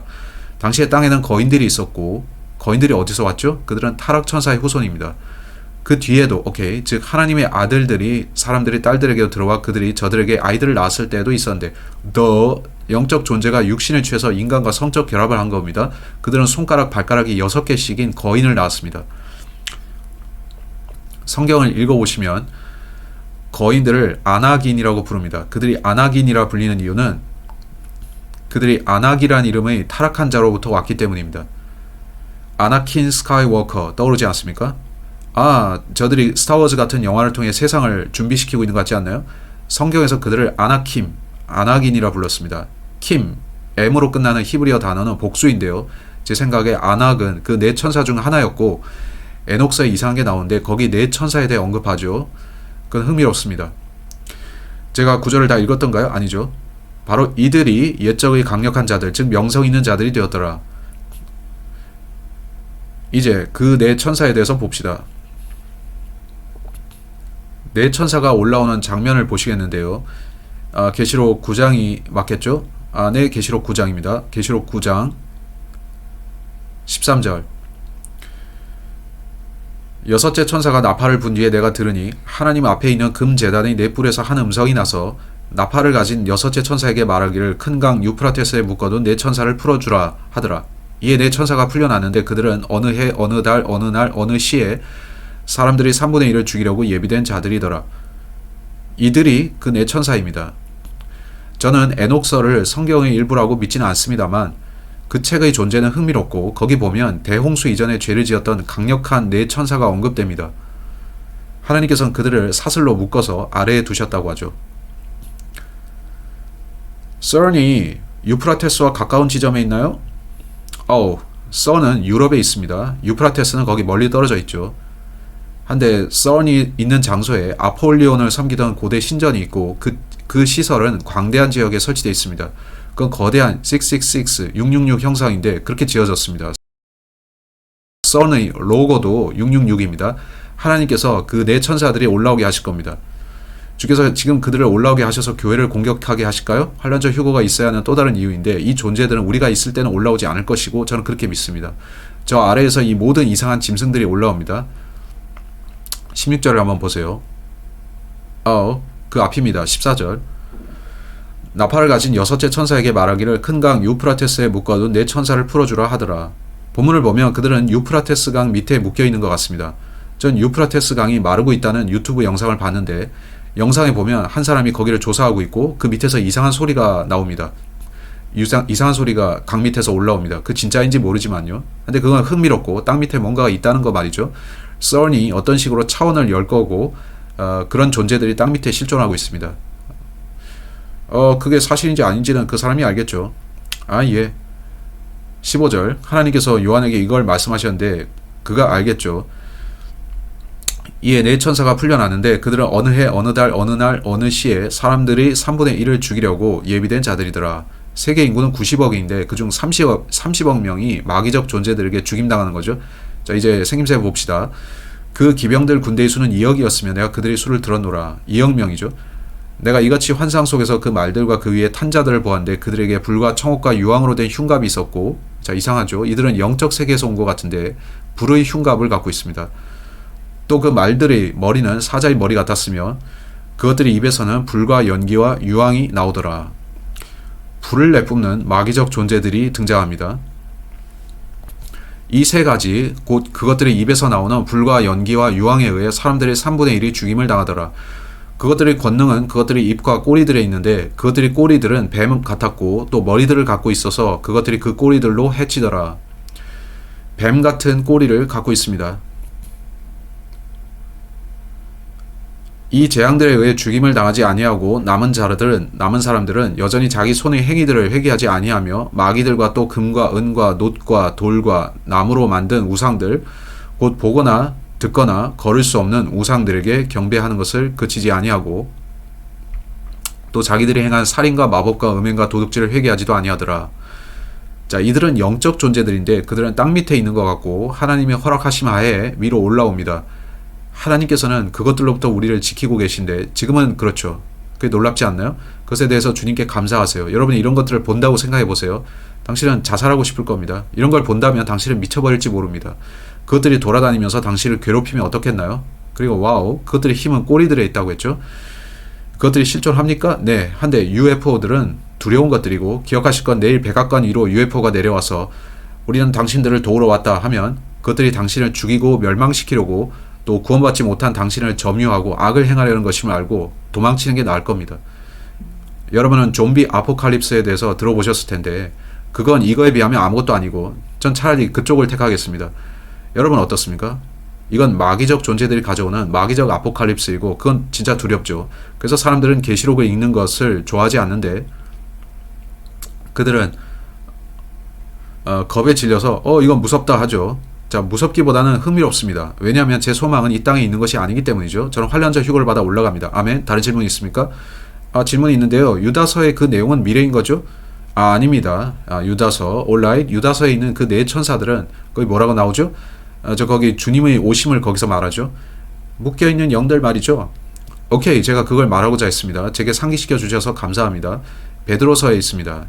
베드로 서신에 있습니다. 베드로가 그것에 대해 말했죠. 우리는 유다서에서 확인했고, 자, 베드로 서신에서 베드로 후서인 것 같은데 갑시다. 4절, 베드로 후서 2장 4절, 여기 관련 내용이 있습니다. 하나님께서 죄지은 천사들을 아끼지 아니하사 지옥에 던지시고 어둠의 사술에 넘겨주어 심판 때까지 예비해 두셨으며, 여기에 천사들이 나오는데 이들이 언제 이렇게 된 건가요? 홍수가 일어나면서부터죠. 여기에 홍수가 있었고 에녹서에 따르면요. 제가 그걸 인용하기를 원치 않지만 그 책을 보면 노아의 홍수가 있을 때 최소 4명의 강력한 천사들이 있었고 분명 더 많이 있었겠지만 그 천사들은 아래로 떨어졌습니다. 홍수 이후에 그런 천사들은 더 나타났고요. 홍수 이후에 타락 천사들이 더 있었던 것 같습니다. 다윗 시대에 6손가락과 6발가락을 가진 거인 즉 골리앗이 있었죠.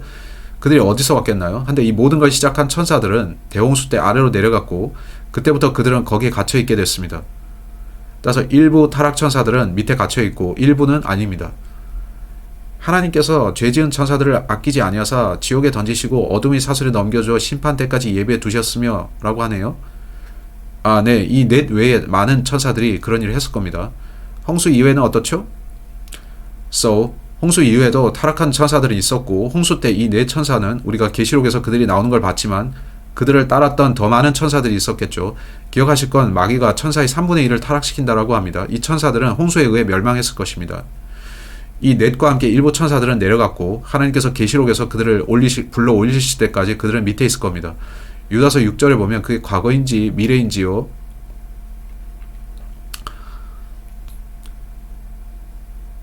오케이. 다시 보겠는데 유다서 말이죠. 유다서 6절.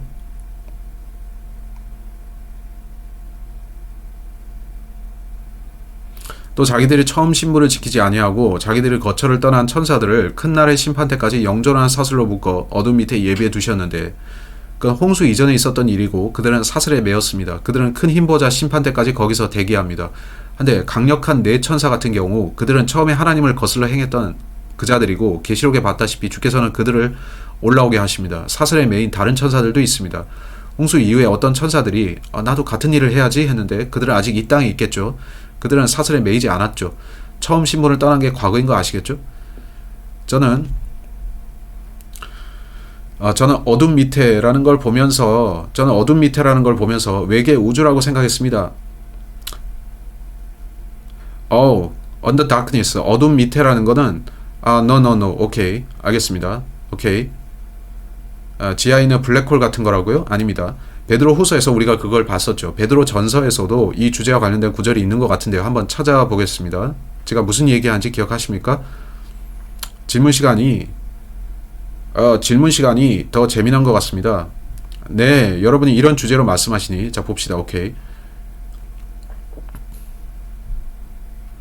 베드로 전서 3장 20절입니다. 19절. 오케이. 베드로 전서 3장 19절 중요한 내용입니다. 그분께서 또한 성령에 의해 감옥에 있는 영들에게 가서 선포하셨는데 따라서 예수님이 죽으신 후 그는 내려가 감옥의 영들에게 선포하셨습니다. 그들이 누구였냐 하면은 저 타락한 천사들이었습니다. 오케이. 아직 아래에 내려가 있는 자들이 있었죠. 이제 홍수 후에도 타락한 천사들이 있는데 그들은 아직 갇히진 않았습니다. 이 영들은 전에 노아의 날들의 방주가 예비되는 동안 즉 하나님께서 한번 오래 참고 기다리실 때 불순종하던 자들이라 방주 안에서 물에 의해 구원받은 자가 몇 안 되니 곧 8혼이라. 노아의 홍수 때 하나님께서는 이 타락 천사들을 거두어서 저 아래로 내려보내셨습니다. 그들 중 4세대에서 주께서는 어떤 이유로 너희는 어느 날 어느 시에 잠시 풀려날 거다 하셨고 어쨌든 그들 모두는 저 아래에 있습니다. 그렇다면 홍수 후에 타락한 천사들은 어떻습니까? 그 타락 천사들이 죽으면 그 지하의 장소로 내려갈까요? 그럴 가능성이 있습니다. 타락 천사들은 가능한 한 오래 몸 안에 머물기 위해서 모든 노력을 다하겠죠. 전 모릅니다. 저는 다 알진 못하지만 성경이 말씀하시는 걸 보면 상당히 무섭죠. 안 그런가요? 이런 존재들이 다른 차원에 실존하고 있습니다. 여러분은 이 모든 사람들이 하는 말 들어보셨죠? 어떤 영이 채널링을 통해서 내게 말해줬어요. 뉴에이지 운동 말이죠. 선하고 착한 영이 저를 도와주려고 합니다. 마귀가 그 사람을 속이는 거죠. 그들은 사람의 혼을 사냥하니까요. 미가엘과 대화하는 사람이 있어요. 네네. 어떤 남자가 천사장 미가엘과 대화한다고 하죠. 그는 원격 투시 그런 여러 가지를 하는데 미가엘이 그에게 많은 걸 말해준답니다. 그는 악한 영과 교류하는 겁니다. 저는 그런 걸 경계합니다. 노스트라다무스 에드가 케이시 아시죠? 많은 사람들이 이 둘을 추종하는데 이들은 많은 예측을 남겼죠. 그들이 많은 것들을 맞춘 것처럼 보이지 않나요? 그들이 성령으로부터 그런 정보를 얻었을까요? 그들의 정보는 마귀들로부터 온 것입니다. 마귀들도 여러분에게 미래를 말해줄 수 있는 것이죠. 한데 아시지만 그것들은 성경과 다르게 100% 맞지는 않습니다. 우린 그걸 압니다. 한데 또 어떤 사람들은 생각하길 마귀들이 차원을 넘어 시간 여행을 할 수 있다고 봅니다. 시간을 앞뒤로 가는 거죠. 전 잘 모르지만 저는 시간 여행 자체는 믿습니다. 우리는 1시간 동안 시간 여행을 했는데요. 우리 앞으로만 진행했죠. 당신 시간에 앞으로는 갈 수 있지만 뒤로 갈 수는 없죠. 당신 말대로면 영적 영역은 시간계 바깥에 있다는 건데 그게 맞나요? 오케이, 그게 영원입니다. 영원 안에 있으면 시간계를 벗어나는데 자신이 원하는 타임라인에 어디든 갈 수가 있죠. 지금 타락천사들은 영원계 안에 있습니다. 영원계로 들어가려면 지난 시간 우리가 다뤘던 유리바다를 건너서 주님이 계신 그곳으로 가야 하는데 이 우주 안에 있으면 당신은 여전히 시간계에 묶여 있습니다. 유리바다를 건너서 하나님이 계신 곳으로 넘어가면 거기가 영원이죠. 저는 그들이 시간을 거슬러서 움직일 수 있는지는 모르겠습니다. 그렇다면 그들은 과거를 바꾸려고 시도할 수 있는데요. 그들이 과거에 유리바다 위에 있었고 그렇다면 그들은 이미 미래를 다 알았겠군요. 네, 그들은 일어날 일을 다 봤을 겁니다. 네, 그럴 수 있습니다. 그들은 자기들의 종말을 다 봤을 것인데 그러면 왜 그들이 타락했을까요? 어쩌면 그들은 이 인간 남녀들이 대단한 것들을 누리는 걸 보면서 생각하기를 나도 저들과 같이 사랑하겠어 하면서 저는 모르지만 정욕이 발동했을 거고 스페인어로 정욕의 영들을 뭐라고 하냐면 영어로는 유혹하는 영들인데 seducing spirits인데 유혹하는 영들이죠. 어떤 이유로 그들은 저 세상보다는 이쪽 세상을 원했습니다. 그 놀랍지 않습니까? 우리는 이쪽 세계에 속해 있고 이 세계는 모든 것이 무너지고 해체돼 갑니다. 저는 그거에 진력이 났는데 저는 저쪽 세계로 가고 싶습니다. 그들은 모든 것이 퍼펙트한 세계에 속해 있으면서도 나는 인간 세계로 가고 싶어 하고 그들은 바본가요? 당신들이 있는 곳이 얼마나 좋은데 우리도 거기 가고 싶은데 전 그 타락 천사들을 정신 차리게 한 방 먹여주고 싶습니다. 저는 모르지만 어쩌면 그들은 신선한 걸 원했겠죠. 하지만 그게 그들의 영혼을 지옥과 바꿀 정도로 가치가 있나요? 그 영들은 지옥에서 영원히 불타게 됩니다. 우리 세상에서 예수님을 거절한 혼들이 불탈 것처럼 말이죠. 슬픈 일이죠. Alright. 우리는 이상한 주제를 충분히 다뤘는데요. 이제 이 영상의 유튜브 조회수가 참 올라가겠군요. 농담입니다. 우리는 이 질의응답 시간을 포함시켜야겠습니다. 자, UFO에 관련된 질문 또 있나요? 써니 6개월 전에 차원 포탈을 성공적으로 개방했다는데 그들은 열 감지기 같은 장비로 다른 차원을 촬영하는 데 성공했다 합니다. 그 사진에는 사악한 괴물의 얼굴들 같은 게 찍혔다고 하는데요. Alright. 썰는 그들의 할 일을 하고 있습니다. 그들에게 당신들 뭘 하고 있냐고 물어보면 우리는 다른 차원을 개방하고 있습니다 합니다. 당신은 그들이 다른 차원의 사진을 찍었다고 말하는 거군요. 네, 그거 온통 암흑물질과 관련되는데 암흑물질을 빼놓고는 이야기할 수 없죠. 암흑물질이 뭔가요? 온라인으로 이걸 확인할 수 있는데 그들은 자기들이 찍은 사진을 자랑하고 있고 그들의 사진은 일반 사진이 아니라 적외선 사진 같은 겁니다. 적외선 사진이요. 거기서 사악한 얼굴들을 볼 수 있는데 그렇습니다. 성경이 말씀하는 악한 네 천사들일 수도 있겠죠. 네, 그 넷일 수 있겠죠. 또 다른 것은 조지 루카스가 프리메이슨이었다는 건데 거기서 요다가 최고 신들 중 하나로 나오고 그게 1800년대 프리메이슨 중 한 명에게 나타났었다는 겁니다. 따라서 그건 실제로 마귀인 거고요. 요다가요. 또 아나킨과 그런 모든 캐릭터들은 그 프리메이슨이 말한 것들이랍니다. 크리스찬들은 그런 걸 받아 먹으면서 나 스타워즈 좋아해 하는데 그건 다 악하죠. 그 요다 마귀는 프리메이슨에게 아나킨이라는 이름과 그런 것들을 불러줬다고 하네요. 흥미로운 것은 요즘 그들이 말하는 암흑물질이란 게 뭔가요? 반물질, antimatter라고도 하죠. 만물은 그분의 권능의 말씀을 통해 존재합니다. 하나님께서 그것이 있으라 하심으로 다 있었죠. 그러면 뭔가요? 원자 단위 이하로 내려가게 되면 양성자, 중성자, 그리고 전자가 있습니다. 세 가지가 하나를 이루고 있습니다.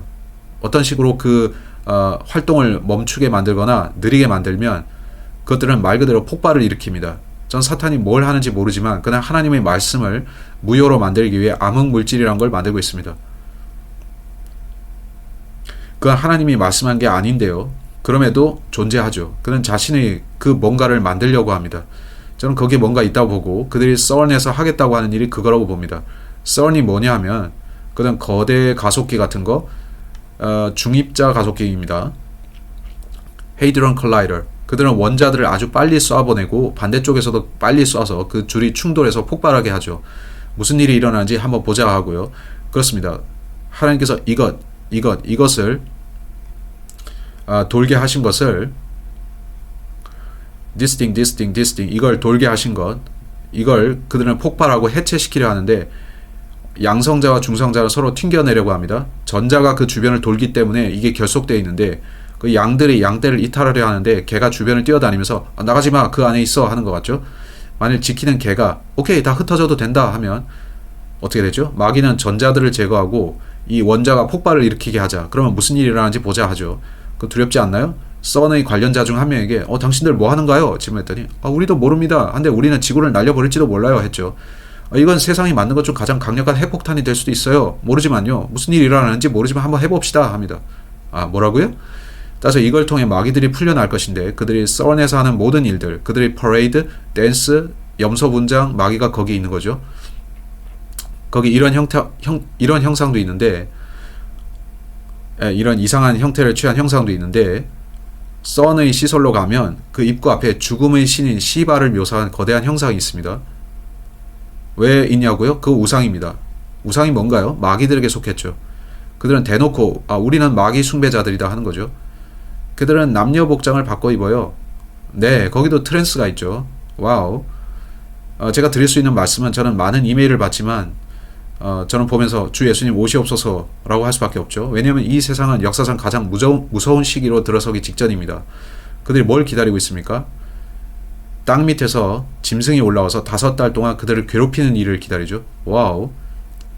그때 적그리스도가 영웅이 될 겁니다. 환난을 통과하고 싶다고 말하는 사람들이 있습니다. 정말 그걸 원하십니까? 둘러보세요.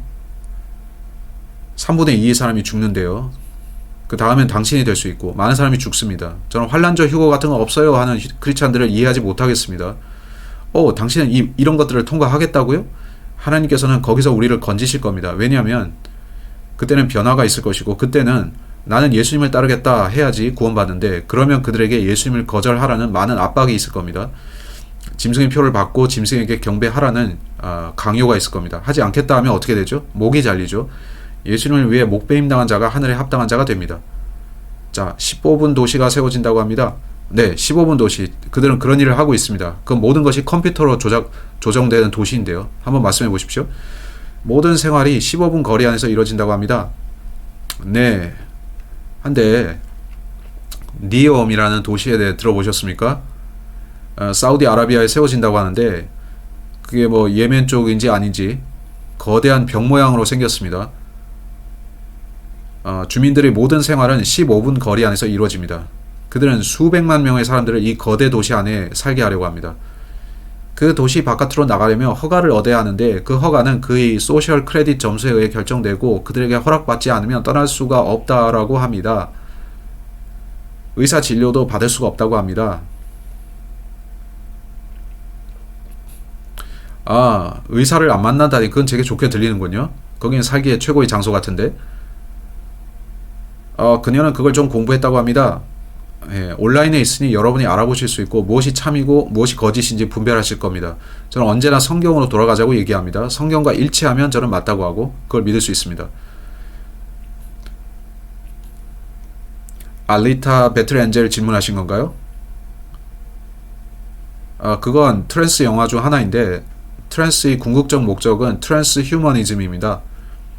당신의 몸을 기계와 연합시키려는 것이죠. 사람을 사이보그화 시키려는 겁니다. 너무 많이 사이보그화가 되면 결국 이쪽 세계에 속한 자가 아니라 안드로이드 같은 존재가 되는데, 그러면 악령이 사용할 수 있죠. 두려운 일입니다. 저들이 인류 앞에 제시하는 세상은 구역질납니다. 그들이 하는 모든 일은, 저는 이것에 대한 영상을 어떻게 만들어야 할지 모르겠지만, 그래서 지금이 말할 좋은 기회이겠는데, 그들이 하는 모든 일은 하나님이 하실 일을 흉내내는 겁니다. 그걸 그들의 방식대로 하려는 거죠. 그들은 모든 사람을 모아서 그들이 만든 도시에 살게 하지만, 우리는 새 예루살렘에 살 겁니다. 그 도시는 금으로 되어 있고, 금으로 된 도시 이 땅에 있나요? 없죠. 저는 저기로 가겠습니다. 예수께서 아마겟돈을 오시면 그들이 칼을 부숴서 쟁기로 만들 겁니다. 이후 1000년 동안 농사를 지을 거니까요. 그때는 총기 규제가 필요 없습니다. 근데 저들은 지금 총기 규제를 하려고 하죠. 우린 지금 그걸 필요로 하지 않는데, 성경은 지금이 마지막 때라고 하죠. 그들이 하려는 모든 것, 화석 연료를 더 쓰지 않겠다 하는 것도 천년왕국 때가 되면, 하나님께서 어떤 방식을 쓰실지 모르지만, 그때 태양광이나 뭐 그런 게 될지 모르겠지만, 전 모르지만 그분은 태양으로 상징되는 하나님이죠. 저들이 계획하는 모든 것들에 관해서 하나님께서는 더 나은 계획들을 갖고 계십니다. 그들은 자신이 똑똑해서 이 모든 것들을 하겠다는데 망쳐놓죠. 이미 총기 규제는 있는데요. 우리 스스로요. 네, 그렇습니다. 총기는 손가락에서 규제하는 거죠. 방아쇠에서 손가락을 떼면 그게 규제죠. 그게 총기 규제죠. 오케이. 한데 이상하지 않습니까? 그들이 하는 모든 일이 하나님이 하실 일입니다. 그들은 하나님을 대신하려 하는데 그게 문제죠. 그게 문제죠. alright? 여기서 마치겠는데, 감사드리고, 조셉 형제가 질문하시는데, 자, 우린 늦었고 다음 시간에 질문을 받겠습니다. 다음 시간에 15분에서 20분 정도 질문 시간 갖겠습니다. 형제가 준비되어 있는지 모르겠는데, 형제님이 이야기하고 싶으신가요? 당신 뭔가 얘기하실 게 있나요? 제 간증을 하고 싶습니다. 오케이. 간증이든 설교든 해주세요. 아멘. 어느 날이 좋을지 한번 봅시다. 모두 좋으신가요? 오케이. alright. 오케이.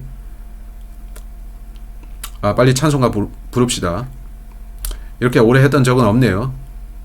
네. 우리는 이렇게 오래 한 적이 없습니다. 성경 공부 후의 시간이 이렇게 흥미로울 줄 몰랐습니다. 정말 즐겁습니다. 질문 시간이 즐겁습니다. 아멘. 시작하겠는데 준비되셨나요? Victory in Jesus. Amen. I heard an old story, how a Savior came from glory, how he gave Calvary to save a wretch like me. I heard about his groaning, of his precious blood atoning. Then I repented of my sins and won the victory.